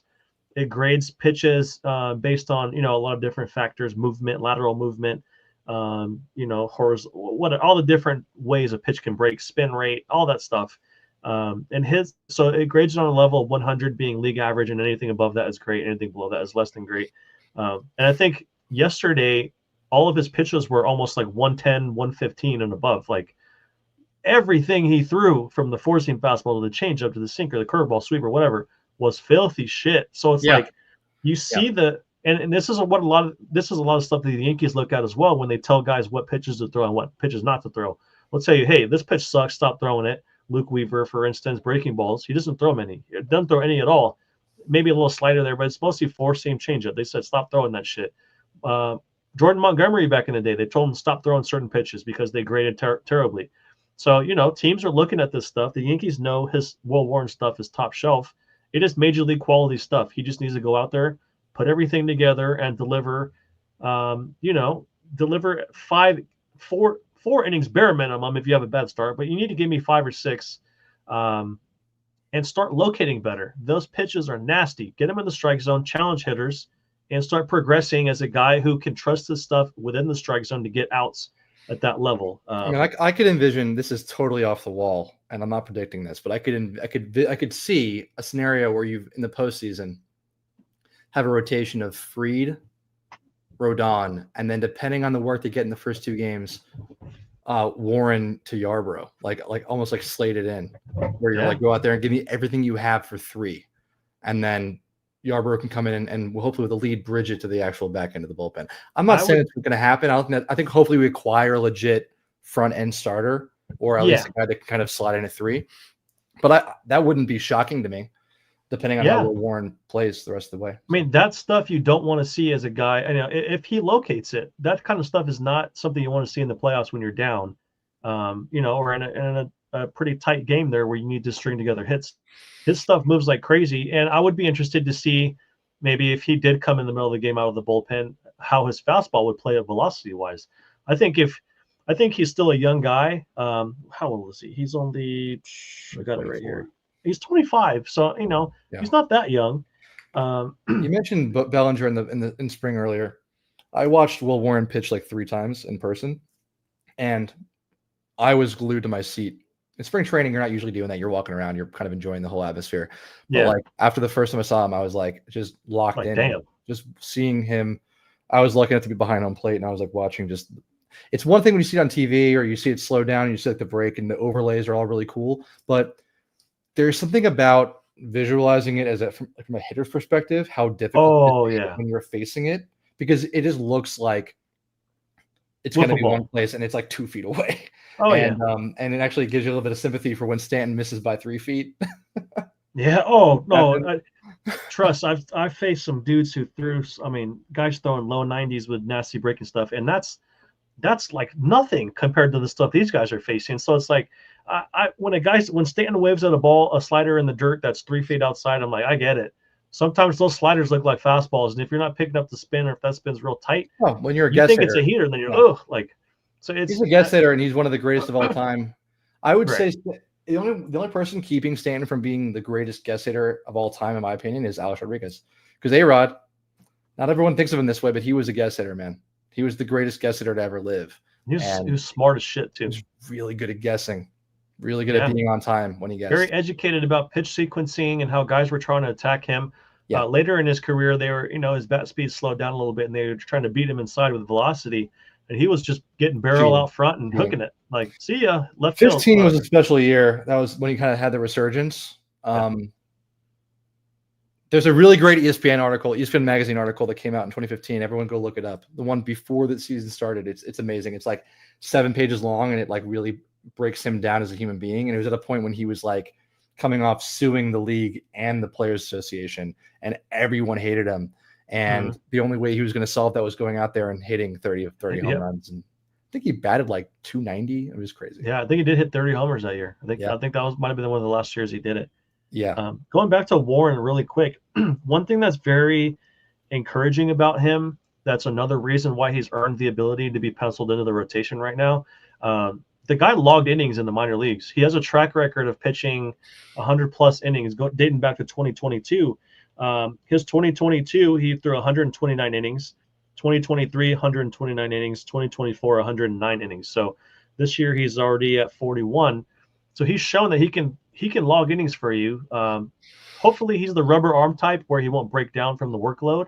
That would be one of my only concerns. But so far he's proven that, hey, he can go out there every 5 days and he can pitch for you. He can get you maybe close to 5 innings and make it competitive. So, as he learns to control his nasty stuff better and logs innings, I think this is going to be a very formidable rotation going forward, especially once you bring back Luis Gil.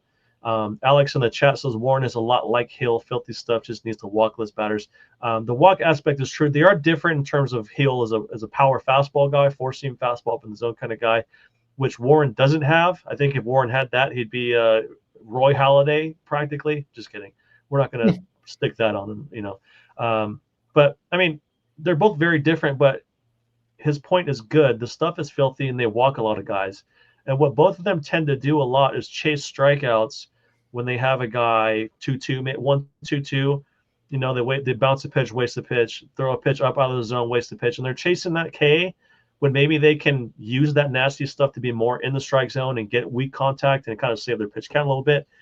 So it's just kind of part of the maturation process for him. And he's going to get a lot of experience this year against good teams. So I'm excited to watch it.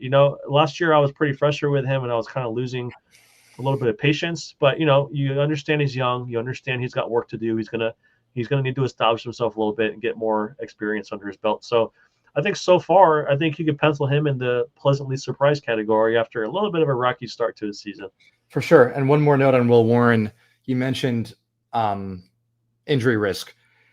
Fun and really exciting news is that for the last 3 minor league seasons, he has logged at least 129 innings. In fact, in 22 and 23, he logged exactly 129 both Yep. years. And then last year, I think he had just over 130. And so the consistency of the workload is really, really positive for these guys. You can't overstate from a development perspective when you're thinking about what do we have in this guy. Say he becomes a really important piece for our rotation.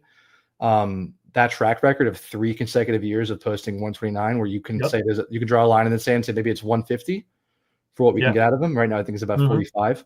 That's a really great thing to fall back on. And also, you have to ask yourself, he's forced to develop now at this level, but is he take the team agenda out of it? Just think of it like you're his agent. Isn't he better off developing here with all the resources and the competition for where he's at, even though he's only been in the minor league for 3 years? I think he's in a great spot. I think he has a pretty wide open road in front of him where if he can seize it and he has the stuff to seize it. And next month he's going to be 26 years old. Yeah, 100%. It's time to be in the big leagues, and it's time to learn how to pitch in the big leagues and be the big leagues. And he had good college experience. Yeah, he didn't play JUCO like you, but he had great college experience. Yeah, anyway. And you love that. You love that from a guy who's hitting his stride, as a prospect. So, I could have been a Vanderbilt guy and just turned him down. Because you got drafted, right? Yeah. JUCO was just what my heart desired. How hard did you throw, man, back in the day? What were you collecting? I was a 2-seam guy. I topped out at 86, and I had a really good slider. So slider was – sneeze at, folks. The slider was special. I learned it trying to throw a cutter. And it broke maybe 6 to 8 inches off the plate, and it looked like a fastball for a long time. So when I got into junior college and I was pitching in some wood bat leagues on the side and stuff, that slider was over and over and over and over. So it kind of wore out my forearm and my elbow a little bit, and that was the end of me. So I bet, dude. But at times that thing was disgusting.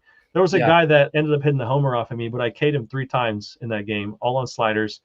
I decided to come inside with a heater just to get him off the slider a little bit in the 4th at bat, and he hit it over a house. So, and he rounds third, and he scores. He was like, "Bro, why'd you stop throwing the slider?" I'm like, "Don't tell me that, motherfucker, because I won't sleep tonight, second guessing that decision." But that's the cat and mouse game that goes on with baseball, obviously, and that's one of my favorite things to watch. So when I'm sitting at home watching the Will Warren, I'm trying to guess like what's working that day, what's moving really good, what counts. What counts? Is he going to throw certain pitches in? Is he reading swings? Is a guy late in the heater? Is he going to speed up his bat with off speed? Like, what's he thinking 2-2? So, like, those are the kind of things that, like, keeps me entertained while I'm sitting there watching 9 innings of baseball and watching every pitch. I absolutely love that shit. But a guy like Will Warren, man, he's going to learn.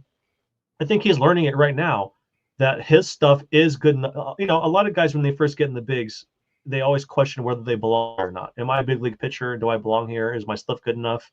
Because, big league hitters are ridiculous. So for a guy to come up who's young, logging innings in the minors, he's kind of proven he could do it down there, comes up to the bigs, he's facing the best of the best. Is my stuff good enough? Do I belong here? Am I ready?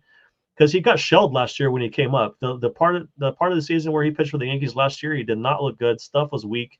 I wouldn't say stuff was weak, but it was very hittable, and he was missing middle often. Right now, I think he understands that his stuff is good enough. He can throw pitches within the strike zone to get outs and get soft contact, and he's carrying himself with a little bit more confidence. He looks like he's expecting to have success instead of hoping to have success. Yeah. So it's been really nice to see some of the. It's only been 2 starts in a row where he's looked pretty good. So I'm not going to go crazy here and say that he's the second coming of Michael King yet. But we have seen spurts. He's dealt with the ups and downs better than Devin Williams, and Devin Williams has been a pro for a while. So you can't discount that. And I think the stuff is what plays. 100%. Yeah. And talking about starting pitching, obviously, devastating blow to the rotation was losing Garrett Cole. So what were so I'll ask you this. what were your expectations of this team with Garrett Cole in terms of the amount of wins and how far they were going to go? How did you temper your expectations after Cole was taken out of the equation? And what are your current expectations? So while Cole was healthy, what your first impression after he got hurt, and what do you think now after we've seen 2 months of baseball pretty much? Yeah, I think it was weird having this notion of our rotation being dominant for about a month in the offseason or more, where we were thinking, wow, Fried is number 2. Yeah. It'd be really great. That's going to be our, forget Soto, we're going to outpitch everybody. Yeah. And then that changed. But I think it took the wind out of our sails as a fan base, because you can't replace a Garrett Cole. But we did, because we have Max Fried. Now, the expectation was we were going to have both, and that's, pie in the sky at this point. Maybe next year we'll see them both show out the way they can at the same time. That'll be fun. I'm already looking forward to that. But it's tough to do what they did, which is basically just offset the loss of a really, really valuable piece with another really, really valuable piece. Right. And Max Fried has been everything we could have expected as advertised and more. And as a lefty, and he reminds me of Andy Pettitte with that pickoff move. I love that pickoff move, man. I could watch that all day. Oh yeah. And that was damn one. Lefties. Think about, and who wasn't that good at that was CC, and he was a lefty. Yeah. One of the rare occasions where a lefty has no move. I love another guy. CC. That's like my dude, but he couldn't field and he could not pick people off or hold them on, man. Another guy who was pretty famous for not being able to pick off was John Lester. Do you remember some of that? Oh, yes. The guy could not throw to first base for the life of him. He did not pick ever. Wouldn't do it. There was that one time where the guy was taking a ridiculous lead and he did pick him off. It was just yeah. Anyway, I just watched that. You might as well throw something over there and pray it's within 10 feet of the reach of the first baseman. Brandon says, all things considered, the record isn't horrible. The pieces are missing. Absolutely. He also says it helps the rest of the division below 500, which is true. Alex says CC was too big to be a good fielder. Yeah, that man, some of the things he used to do in terms of eating full boxes of cereal, drinking like a fish, like the dude was a big man because of, he was naturally big, but he was also had some pretty bad habits, which kept him pretty hefty. But, when he lost the weight, he wasn't as good. So he gained the weight back and he was good again. So whatever. But I'm glad you said that, because I think there was a point where he was trying to be a lighter version of himself, and he was and they were eventually it was I'm going to start eating McDonald's again. I'm going to start force feeding myself to get back to the weight I was. I think you're Rodon looking a little hefty these days, man. Hey, an LB's back on. As long as he keeps pitching, man, I'm good with it. Keep pitching well. You can get as bad as you want physically, and he's been amazing on the mound. Hey, I'll take it any day of the week. Sometimes that extra fluff is great for the velo and the heater there. So it's not by accident, man. For sure. He's throwing harder. He's throwing harder. Speaking of Max Fried and CC, the one thing I like about Max Fried is he's not super dependent on a power fastball, kind of the same way Carlos Rodon was when he first came to the Yankees. He was very, fastball slider only. Yeah. Max Fried changes speed. He's got a good curveball. He's got a good changeup, good slider. Fastball varies. It varies pretty big. I mean, there's games where he's been 96, 97, but there's also times where he, throws that fastball at 92. So I like the fact that as this contract progresses for Max Fried, he's not a guy where if he loses the fastball, you don't know what the hell he's going to be. He's got the secondary stuff to lose some velo on the heater and still be crafty, still mix, be good on the pitch sequencing, still mix things up and be unpredictable and be a productive, soft throwing lefty late in his career, kind of like Andy Pettitte was. So that's something I really like about Max Fried. Okay. You have to tell me if I'm off the reservation with this one. Okay. If you combine, I feel like Max Fried is what you get when you combine Greg Maddux and Randy Johnson. I could see that a little bit. Where Maddux that kind of brings down the velo a little bit, but Randy because the mechanics kind of remind me of a more controlled Johnson. Yeah, and he's got more zip in his fastball. But I feel like there's no one pitch, maybe you see the curveball in his arsenal where you're like, whoa, light it up. We were just talking about how Pitching Ninja, shout out Rob, loves Will Warren. Overlays. despite Will Warren, despite the fact that he's like, he Yeah. hasn't been that great. We were excited about Will Warren, but he's not like a great pitcher by any means right now. Maybe he'll become a good one. But Max Fried isn't lighting up the pitching ninja tweets, you know? Right. It's the off balance, the creating, consistency of his release point, the smoke and mirrors with the 95 when he wants to reach back and get there. Where he can't overpower you because you don't know what's coming, and the mix and the way he kind of, like you mentioned, like the way he kind of modulates his fastball depending on where he thinks hitters are looking or where their wheelhouse is, and very crafty with that. And that, from an ace, that's what you need. It's what makes him an ace. I mean, he's got the juice from like a by the numbers, you're creating a starter, he has to do this and that well to be a frontline guy, and then you add in elite craftiness and pitch mix. And Austin Wells doesn't get enough credit for the games he's calling. I'm not sure how much of those are based on a game plan or they're coming in from the dugout, but Wells has really, since he's come along, I think, done a better job than Trevino in terms of, you look at how the pitching's performed relative to who's catching. I think Wells is grading out pretty freaking solid. Yeah. Relative not just to Trevino or other guys, but the league. And pitch framing and the arm. How great is it to have a catcher who can throw guys out again? I mean, oh my God, it's such a relief, because a single instantly becomes a double when you have a catcher that can't throw. They're going to any guy with halfway decent speed, and then as a pitcher you got to come from the stretch. Sometimes you rush your delivery a little bit. Sometimes your front side gets a little too ahead, shoulder drags a little bit, stuff stays up, and you get something smacked. So it's like, okay, I'm changing what I have to do because I'm going to help the catch. I'm trying to be faster to the plate and, reduce my delivery time to give the catcher any sort of chance to throw this guy out, because he's going to run. That Yankee game in Boston last year where the Red Sox stole like 9 games or something, or broke some type of single game record against us, and Trevino was like, that is so mentally taxing for a pitcher because you can't allow any base runners now. And we didn't have an answer for it. They were telegraphing it. We didn't have an answer for it, and it's just not a complete 100%. baseball team unless you have a catcher who can gun someone out. And Mike Piazza couldn't throw guys out, right? He wasn't he didn't have a great arm, but he was hitting 40 home runs a year and batting .310. So 100%. We don't need that. We want a guy who can do it all. And Wells has been pretty all around solid, even though he had a slow start offensively. If he pops 20 bombs and throws guys out and calls a good game, that's all you can really ask for. So yeah, and he can throw. His framing has been good, really good. He can block. And he's starting to hit a little bit. So I know the average is not great for Wells right now. Power. Yeah, you're right. But his oppo power, you dream on that. He's got that Bryce Harper alley shot, as a lefty. The opposite field power for him is legit. It's a real thing. So I like seeing that. And like you said, if he's the one calling the pitches, we don't know if the dugout's calling the pitches. We don't know how that whole thing works. But if he is calling the pitches, he calls a pretty damn good game. And he's earned the trust of these guys. This is his first full season. I mean, I know we talk about Wells because he's been in the system for a while and he got a lot of run last season and, kind of sputtered out towards the end. But, he's a guy, first full season, being the primary catcher. So there's going to be a learning curve for him too. But to this point, he's been really good with the pitching and handling some of these guys, especially a Max Fried, who's, a veteran, been established.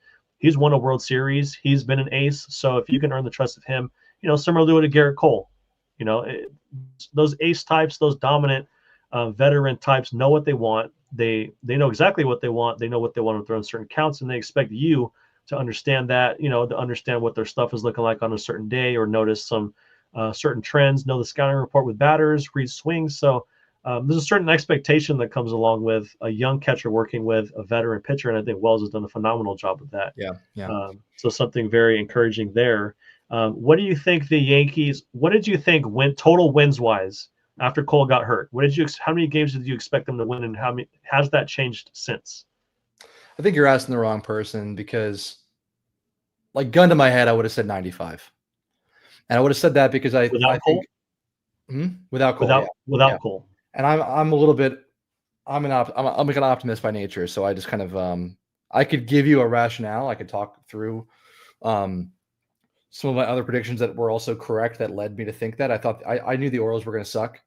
I was very convinced they were going to take a big step back despite a lot of their young talent. and we get a bunch of games against them. Now we actually just lost 2 out of 3 to them, so this kind of falls apart. But yeah, I think I was banking on the weakness of our league propelling us to 95 wins, even without Cole, and I had a lot of faith in who we had behind Fried. I think you could make a compelling case for needing Jazz back more than Heel right now. that's true. That's a good point. You could. That's a good point. Just based on our needs. I mean, obviously, we're going to need to make some acquisitions and make sure we can get the depth we need to make a run. We don't have it right now. But in terms of like winning the division this year, I think getting a plus infielder back is more valuable to us than having whatever we get out of Louis Heel. You know, we might be waiting until August for him, and that's okay. Yeah, that's totally fine with me. Don't rush him because, you know, I think last year was the most pitches he's ever thrown in a full season ever. And he was coming off of that major arm injury. I think he had TJ. So it was like, okay, maybe this is a good thing for him in terms of, you know, kind of giving that arm a little bit of a break.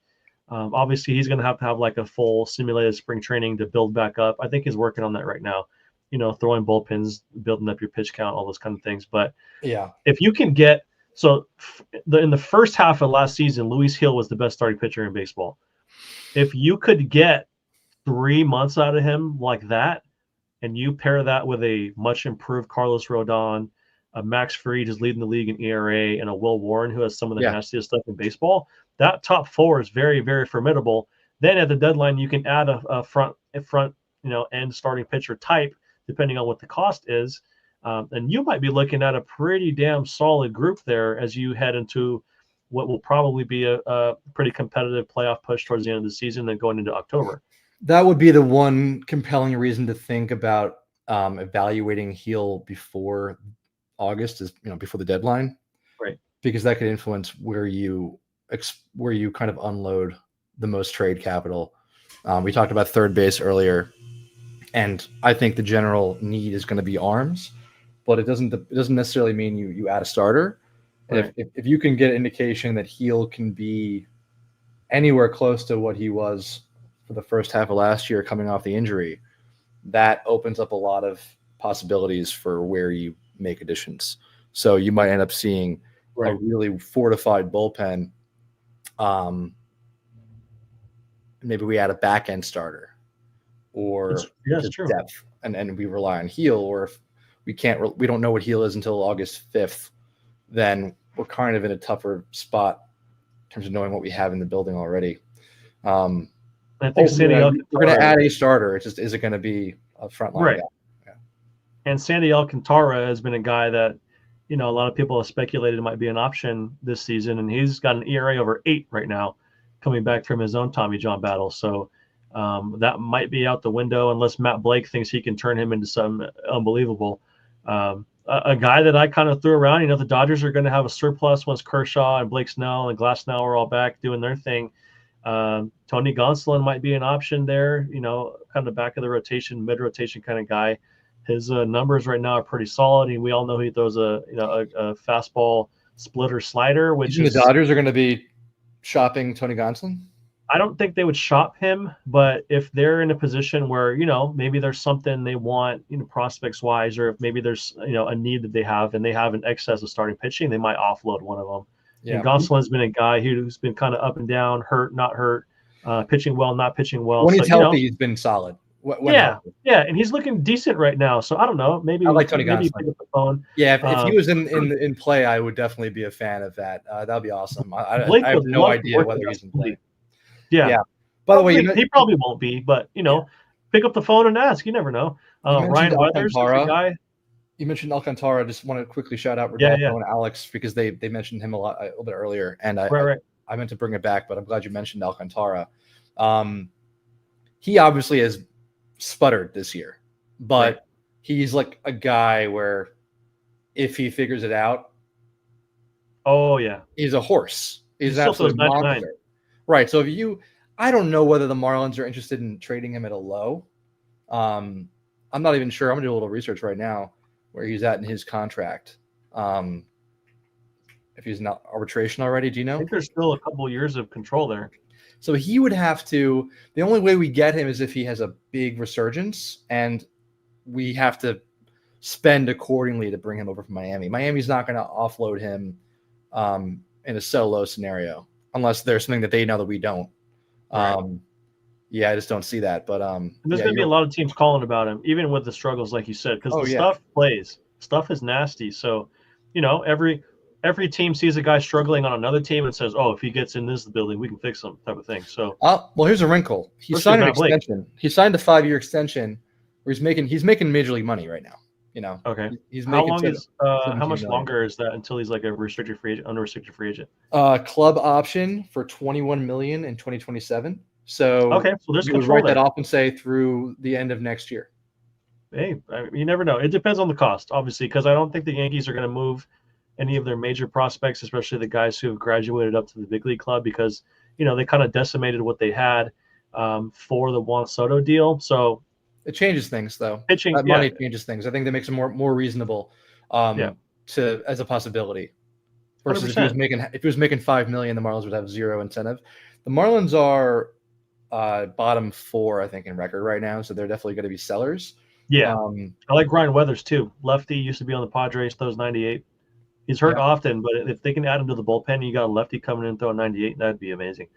But we're all just talking shit right now. Yeah, I like Alcantara though, because you have to make a statement offer to get him. I think at this stage, whether he's pitching well or not, and it's a reclamation where even if it doesn't go well as a starter, you could put him in the back end of the bullpen and say, hey, give us everything you have. Throwing 102 with that.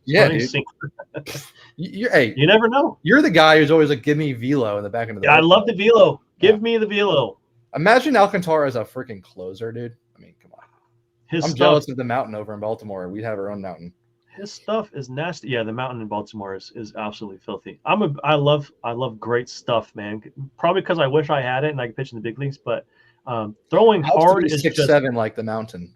Yeah, that would be nice. I just got to hit a little more Winnie there, and maybe I'll get a little growth spurt a little later. He pitched in 2 of the 3 games I was at against the Yankees.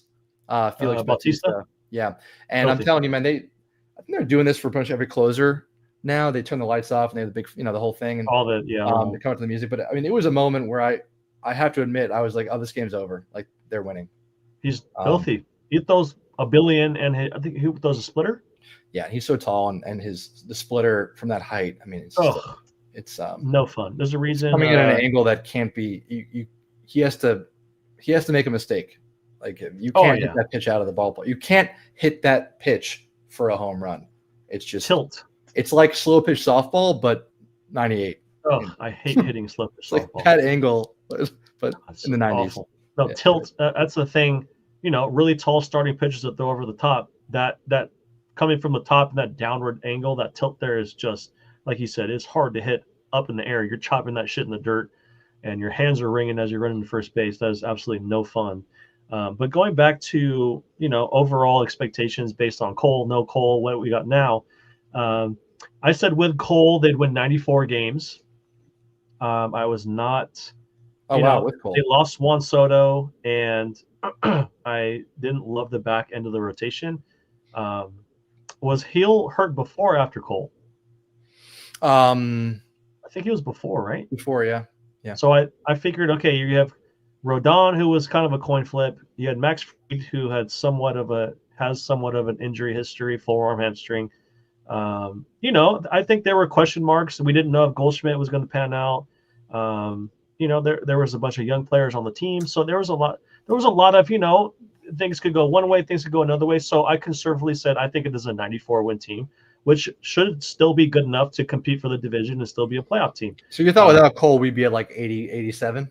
I said 91. I thought it was a three-game difference. I think they would still win 90. Because I did like Devin Williams. I did like Luke Weaver. Obviously Aaron Judge is great. I like Austin Wells. I thought Cody Bellinger addition was good. Obviously we didn't predict Trent Grisham to be doing what he's doing, or Ben Rice to be crushing everything inside, or Paul Goldschmidt to be hitting 350. But, I conservatively thought this was a roughly a 90-win team without Garrett Cole. And right now, I would say maybe they're closer to the 94, 95 again. Yeah. Considering how the rotation has panned out, I don't know if Carlos Rodon is going to keep pitching like this. Obviously, we don't know how injuries are going to change things. With Fried or Carlos Rodon has a history there. He's pitching great now. Sometimes middle of the year he will have a little bit of a rough patch, as we saw last year when he was pitching in Boston and stuff. So there are some young players on here that are still learning to play at the big league level every day. So there's going to be growing pains. I think there will be a little bit of regression with Grisham and Goldschmidt. And this is not negativity. This is just, tempering expectations. I don't think Jason Dominguez is going to hit 315 from the left side all year. I don't think Paul Goldschmidt's going to hit 350. Trent Grisham's not going to have a 1,000 OPS all year. So we are going to see some of these guys come back down to earth a little bit. But I still think this team is good enough. It's deep enough. And they're getting back a Luis Hill. They're getting back a Jonathan Loaizaga. They're getting back a Jake Cousins. They're getting back a Giancarlo Stanton. And they have good depth. They have, they have some pieces that could possibly move at the deadline if they wanted to go out and get somebody. There's some good players in the minors who are coming into their own. So I think things are rounding into form for them to not only win the division, but I think this team has a really good chance to get back to the ALCS and make some noise. Like you said earlier, I don't know if that's going to be a World Series competitive situation, but they did play the Padres pretty tight a couple series ago, who are one of the best teams in baseball. So I think we're going to have a really, really good test here in late May against the Dodgers, who, gentlemen swept us in the World Series. The National League is a much better league this year overall, especially the NL West compared to the American League overall. So I think with the Yankees kind of rounding into form here, some guys are playing over their head. We got guys coming back from injuries. I think they can win enough games to not only win the AL East, but get into the playoffs, make some noise, at least win the division series, get into the ALCS, and then see what happens. The Tigers pitching does worry me. They've got it's filthy starters. The Tigers are a legitimate concern. Yeah. As what was it, like 2007-ish, when we were to get beat by the Tigers in the playoffs, and it just drove me absolutely insane. When they that had was like 07, yeah. That was the year where A-Rod was like chatting up ladies in the first row and batting eighth in the order. A-Rod gonna A-Rod, he is the Rizzler. Yeah, dude. Remember he had like a monster year that year, and then he got lowered down the lineup. Like he had like 54 home runs, and then Joe Torre dropped him. Yeah, I think Joe Torre lost his job because he batted A-Rod seventh for personal reasons. A-Rod, the whole A-Rod experience was one of the craziest things you'll ever see. Imagine if after Judge sputtered in the ALDS, Boone dropped him in the order to seventh. And then he sued Major League Baseball a few years later. Like that is and then feuding with the front office and ownership of the team you play for, like the A-Rod saga is but just crazy. Imagine, that's what happened. Because I mean, A-Rod's season in 07 won the MVP at 50 home runs. I think he batted 320 and OPS in the 1 region. And which is season, Judge. Right? That very Judge, season. That was the greatest, offensive season we've seen on the Yankees in a long time since Judge got there. And then he had been historically kind of disappointing up to that point in the postseason, and then Joe Torre dropped him in the CS. And thank God, in 09 he hit, man, against the Angels, against the Twins. He delivered. World Series against the Phillies, he did it. So, that's what we're looking for with Aaron Judge. We want to see him have the 1 year where he, from the beginning of the playoffs to the end, and he delivers that World Series. And I think that's very important for his legacy as the captain of the New York Yankees, because the captain that came before him, Derek Jeter, won 5 championships. He was a certain type of way in the playoffs. He was very dependable. And I think Judge has a lot of similar leadership traits and the way he carries himself as Jeter. I think he tries to kind of emulate that and be that, the quiet leader sometimes, not the rah-rah guy. He gets along with guys. He's got his teammates back, that whole kind of thing. He's kind of stoic. He doesn't get too high, doesn't get too low. I think he has a lot of similarities temperament-wise as Jeter, but we got to see the clutch gene soon. He's going to be entering the mid-30s here.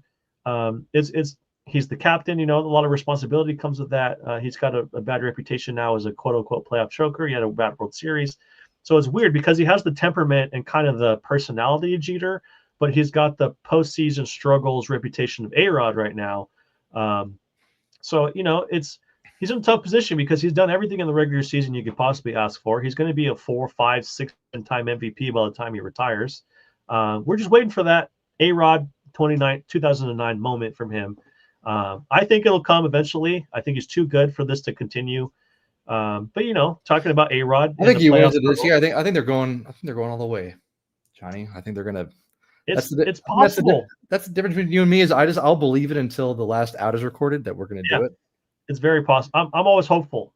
I don't always have reasons why. I thought we were gonna win it all in 2021. So sometimes heart and head aren't on the same page. Sometimes you look at a roster and like, I don't see it. But until the last out is recorded in the playoffs, you believe. You have some foolish hope because you're a fan. Some would say we are shills to a certain extent, but you're not. I am. Yeah. Man, I mean, just ask Yankees Earl. Oh man, he's something else. But guessing he's not in the live chat right now.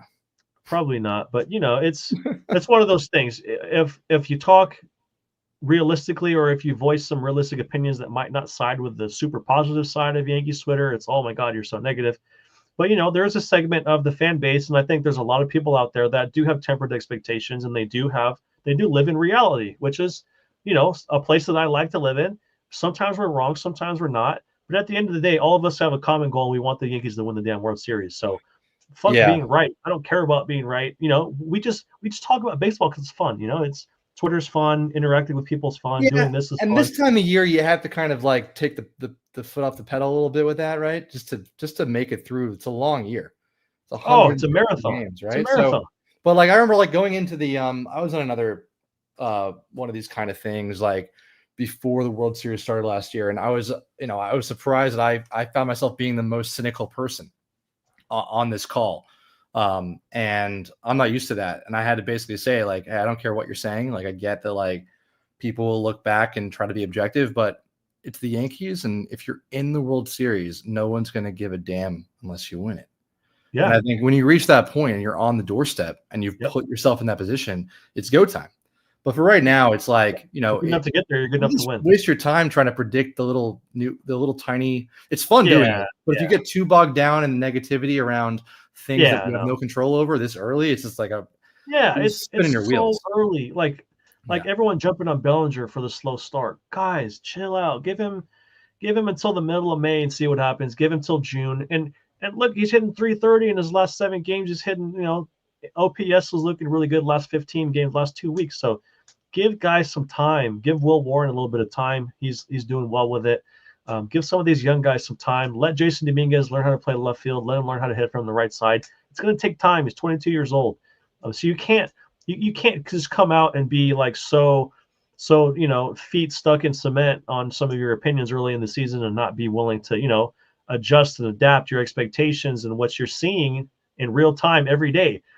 I'd be an idiot if I were to continue beating the drum on the I don't want Paul Goldschmidt to be a Yankee thing. People will be like, "Are you insane? Like, what are you talking about? Watch the games." If you were just doubling down right now. He's going to be bad. Just watch. No, he's hitting fantastic. Like, I'm excited about it. Don't do that. What most people do is they just go quiet. They don't talk about it. So respect to you for talking about it. We talked about it for like 10 minutes earlier. So that's all you can really do. When people like us are on the internet talking about baseball all the time, you're not going to get everything right. Newsflash, nobody does. All the people that get paid millions of dollars, like Stephen A. Smith, who talks sports every day, they get shit wrong all the time. Look at Colin Cowherd. Yeah, it's a game.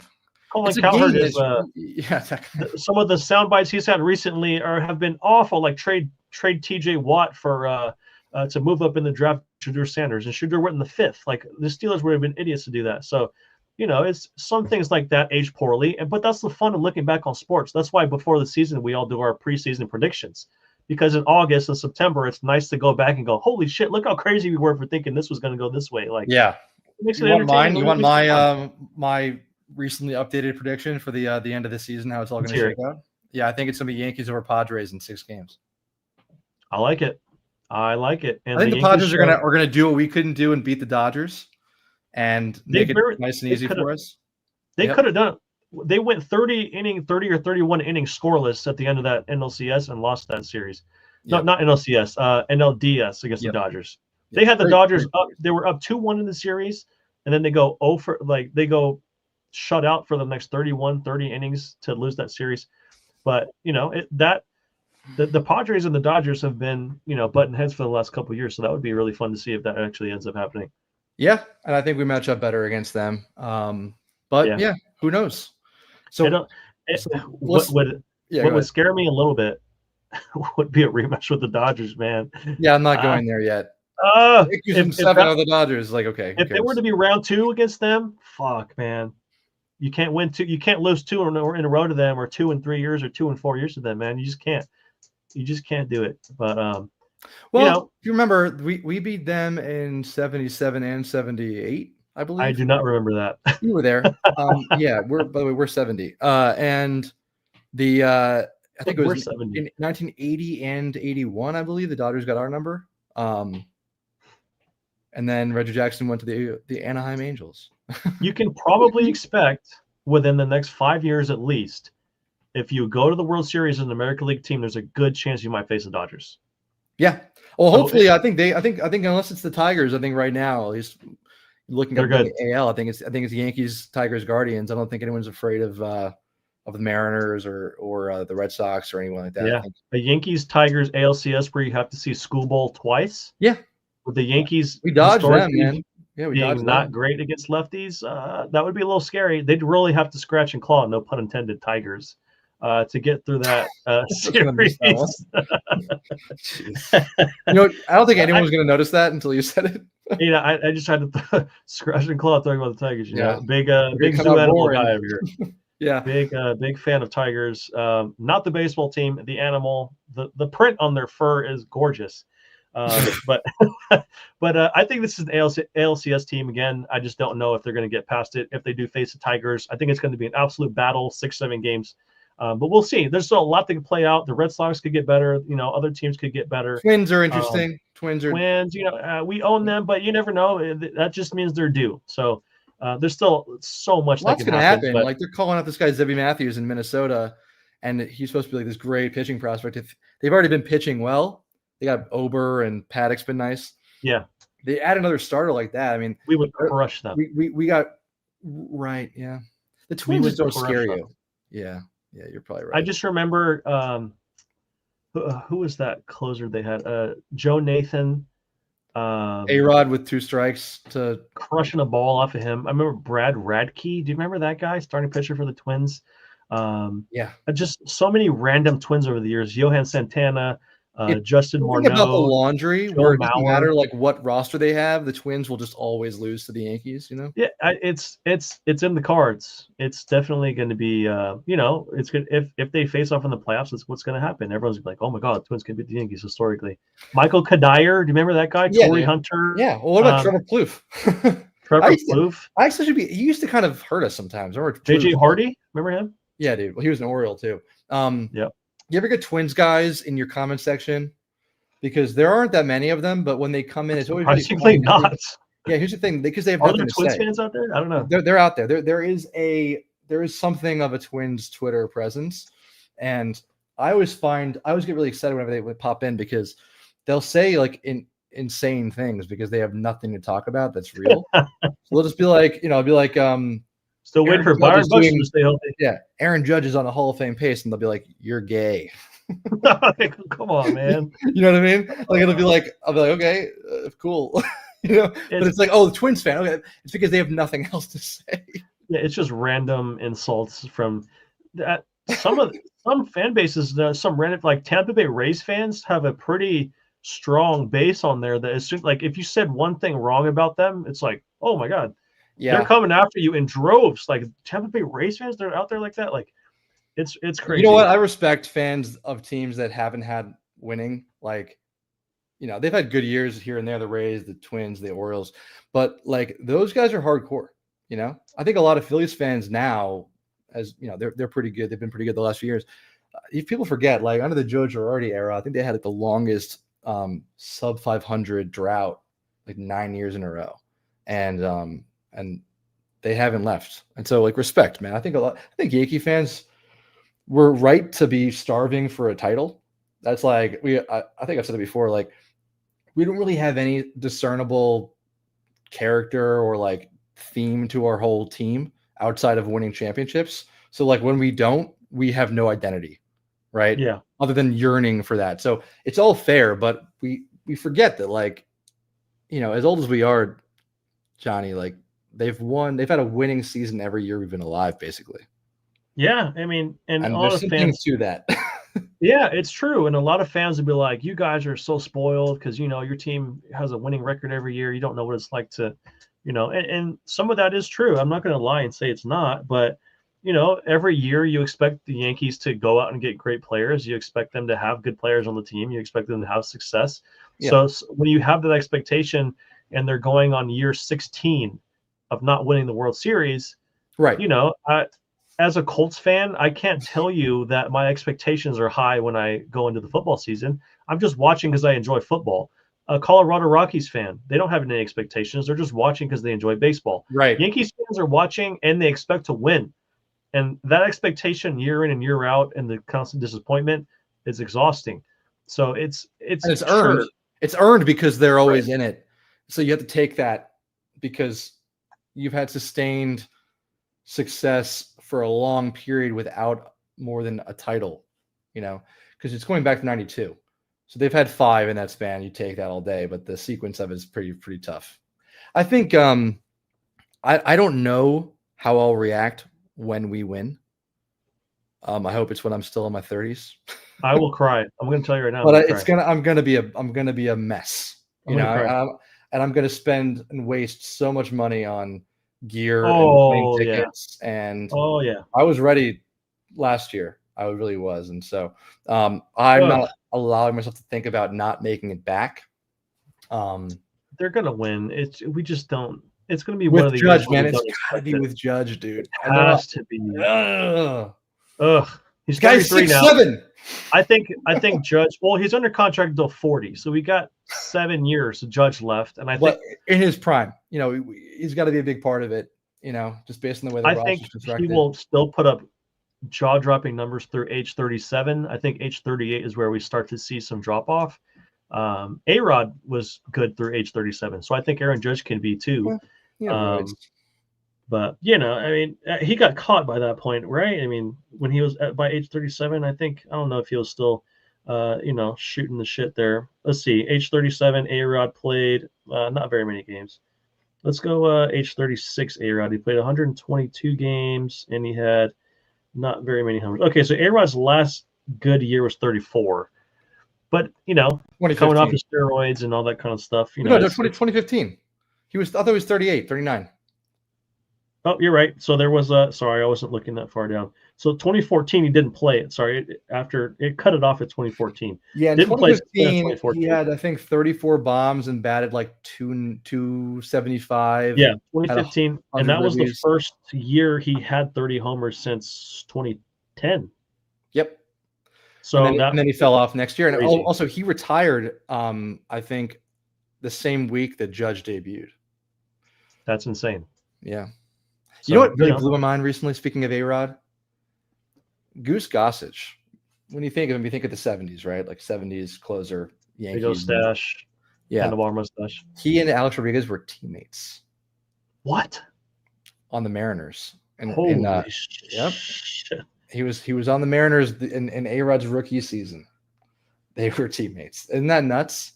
I mean, that is some baseball trivia I did not expect to hear when I woke up this morning. I'm going to tell you that. That's crazy. I mean, Goose was probably what? It was 40s by then? I don't know. And A-Rod was 18. That's insane. 18 years old. Being in the big leagues as an 18-year-old, that's ridiculous. But, So, we both think the Yankees will have some success as a team. Expectations were somewhat tempered by me, but after seeing some things, I do think they could probably win a couple more games than the 91 I first thought they would have after losing Garrett Cole.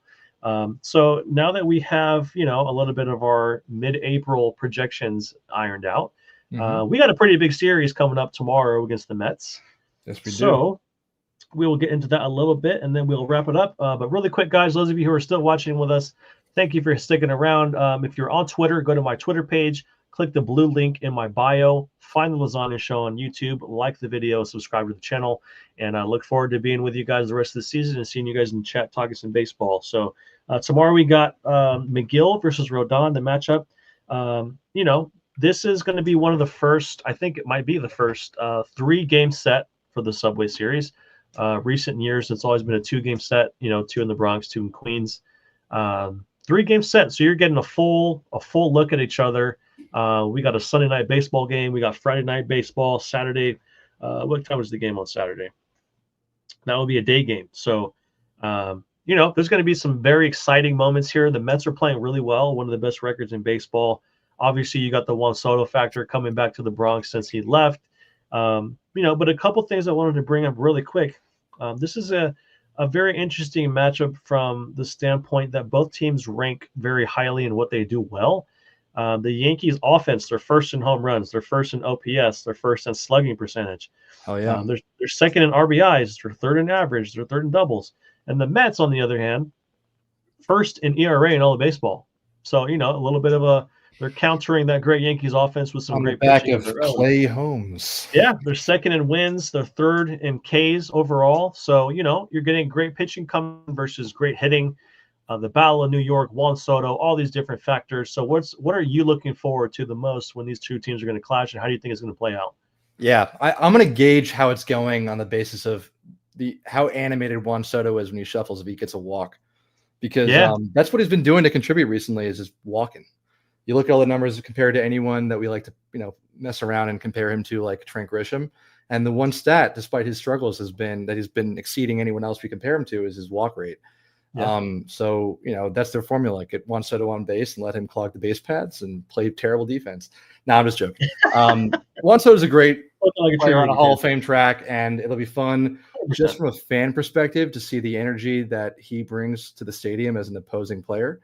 Right. I don't think we've seen anything like that that's going to carry that much intensity in a while. I struggle to think of examples that are even close. It would be like similar to what you had with. I know he was only with us for like 1 year, but when Damon went back to Boston as a Yankee, right? That was fun, and it was fun on both sides because he was in his prime, and it was like a meaningful, shifting of power. And obviously, we don't play in the same division as the Mets, but there's obviously that inner city rivalry, and I think for everyone in the city right now, which neither of us are. It's going to be a lot of fun just around the water cooler and, in the chat rooms and stuff. So just from this time of year, you don't get a lot of matchups that are carrying this much intrigue and excitement and national attention. So that's going to be fun, and it's, you got to play the games. It's going to be 27 innings of playoff atmosphere, as sorry as that sounds in the May-June series. Yeah, it's going to be that. Whether you think it should be or not, it will be that. They're going to sell a lot of tickets and concessions and merch, and it's going to hopefully end well for us, and a sweep would be amazing. Can you imagine? Yeah. Twitter has been in shambles since Juan Soto went to the Mets.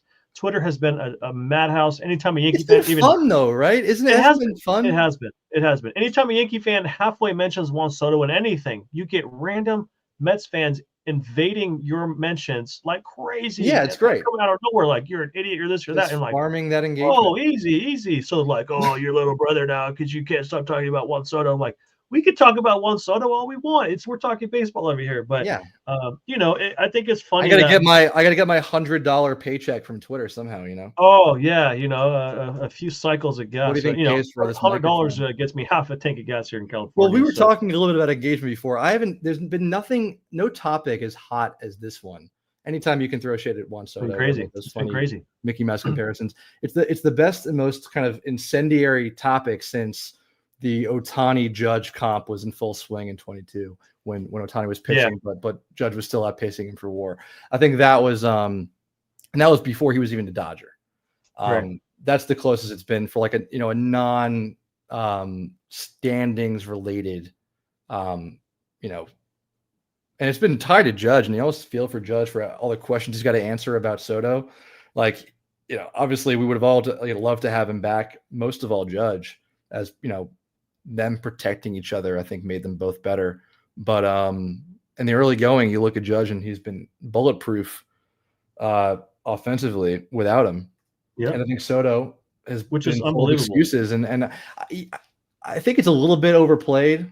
But you can't totally write off the body language side of things when you see the interactions between Soto when Lindor hits a bomb and he's up next and he's coming back. It is kind of weird. Little low-key high five, and they go to see Judge and Soto. Man, they were fired up to be teammates and to be wearing those pinstripes. And I think, until they win again, and I don't mean lose to the Royals in 2015. I mean actually win. The Mets are always going to carry that stench, and I feel for them. I'm not talking shit. I don't live in the city. I don't have that kind of chip in my shoulder with the Mets. When Jeter in that documentary said it's just the Mets, I feel that, and it's not posture. I really don't give a shit about the Mets, but it's fun because it gets fans going. I don't care. You're over there in LA. You got to deal with your shit. I'm over here with Baltimore fans thinking that they're they've already won 50 games and they suck. So we got other things to worry about, but it's fun for everyone in and around the city, and the fans going to get a lot of call-ins from people who should be working, but instead they're bursting a blood vessel talking about why, batting average is the most important stat, so it's good. It's good for baseball. Typical sports talk radio takes, but I mean, everything you said is spot on. It's the return of Juan Soto. It's going to be a playoff-like atmosphere. It's going to be absolute box office. I'm going to turn up the volume on my TV as loud as I can because I want to feel like I'm there. I wish I could go, but I got some work stuff I got to worry about, so a little tied down at the moment. But I mean, it's going to be unbelievable atmosphere in the stadium. People booing, people going nuts. Mets fans, kind of trying to overwhelm the boos with cheers. It's just going to be craziness. And there's going to be an inevitable Juan Soto home run to the second deck to right field. It's just written in the cards. When former Yankees play the Yankees again, it happens every time. We always see it. It's going to happen. So brace yourself for it. Every time you boo Altuve, he hits a home run. So it's one of those things where I expect Juan Soto to thrive in that environment. I know he's been quote unquote struggling. He's popping a home run. It's going to happen. It's inevitable. If you don't think it's going to happen, you're crazy. It's inevitable.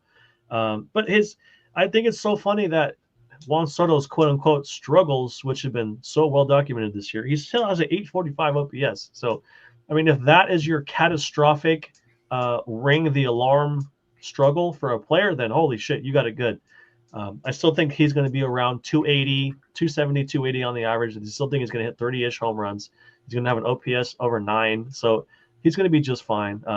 But you hope that he doesn't start clicking against us, because it would just be the most obvious, most inevitable, most Yankees type thing to happen for him to come back to the Bronx and shit on us. So, I expect Carlos Rodon to pitch him kind of carefully, a lot of sliders away, try not to leave a fastball in.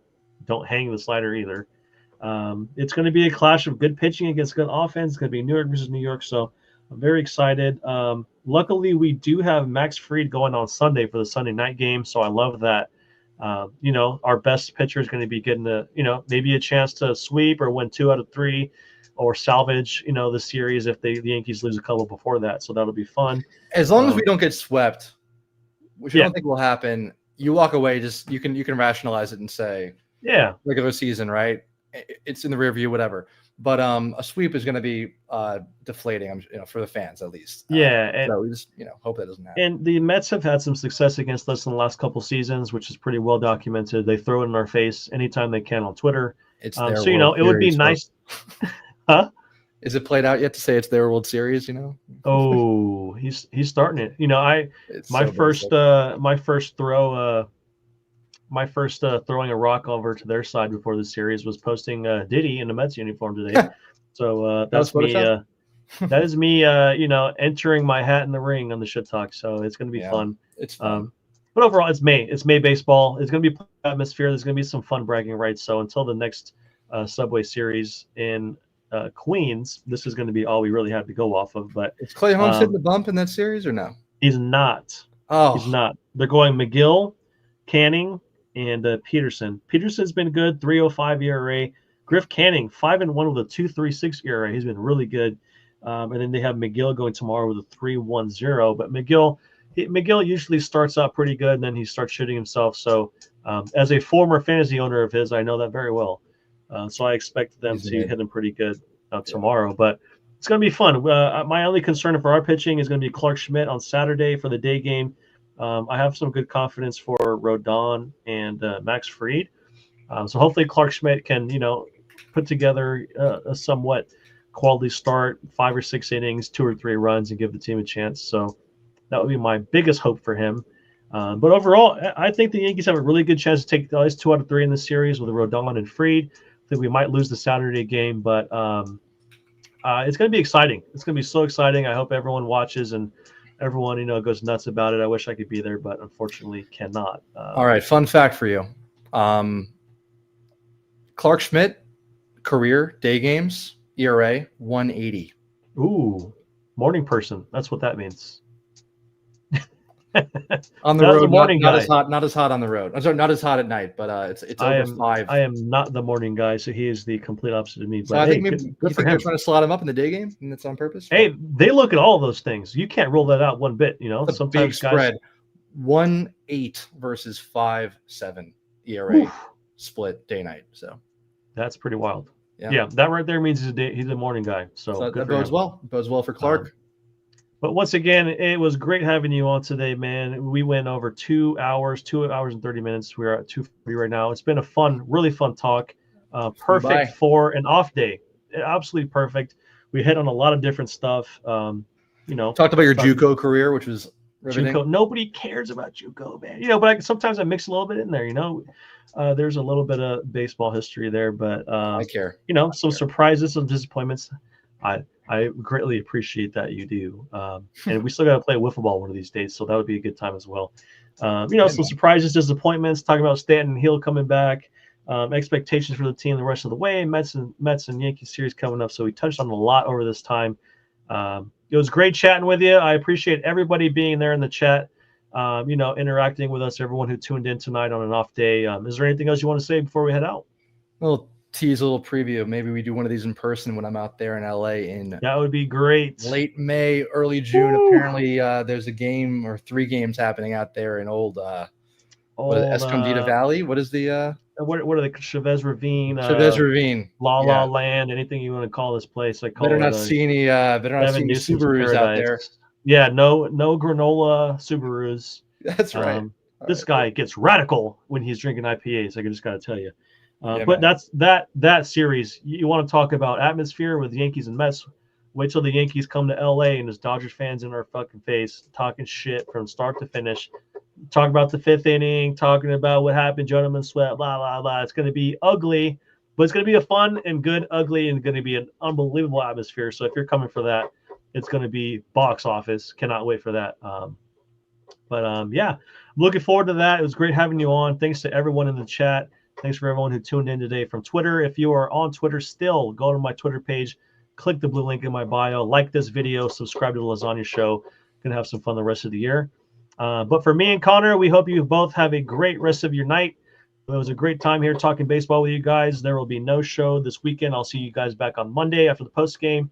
Until then, have a great rest of your night. And as always, go Yankees. Go Yankees.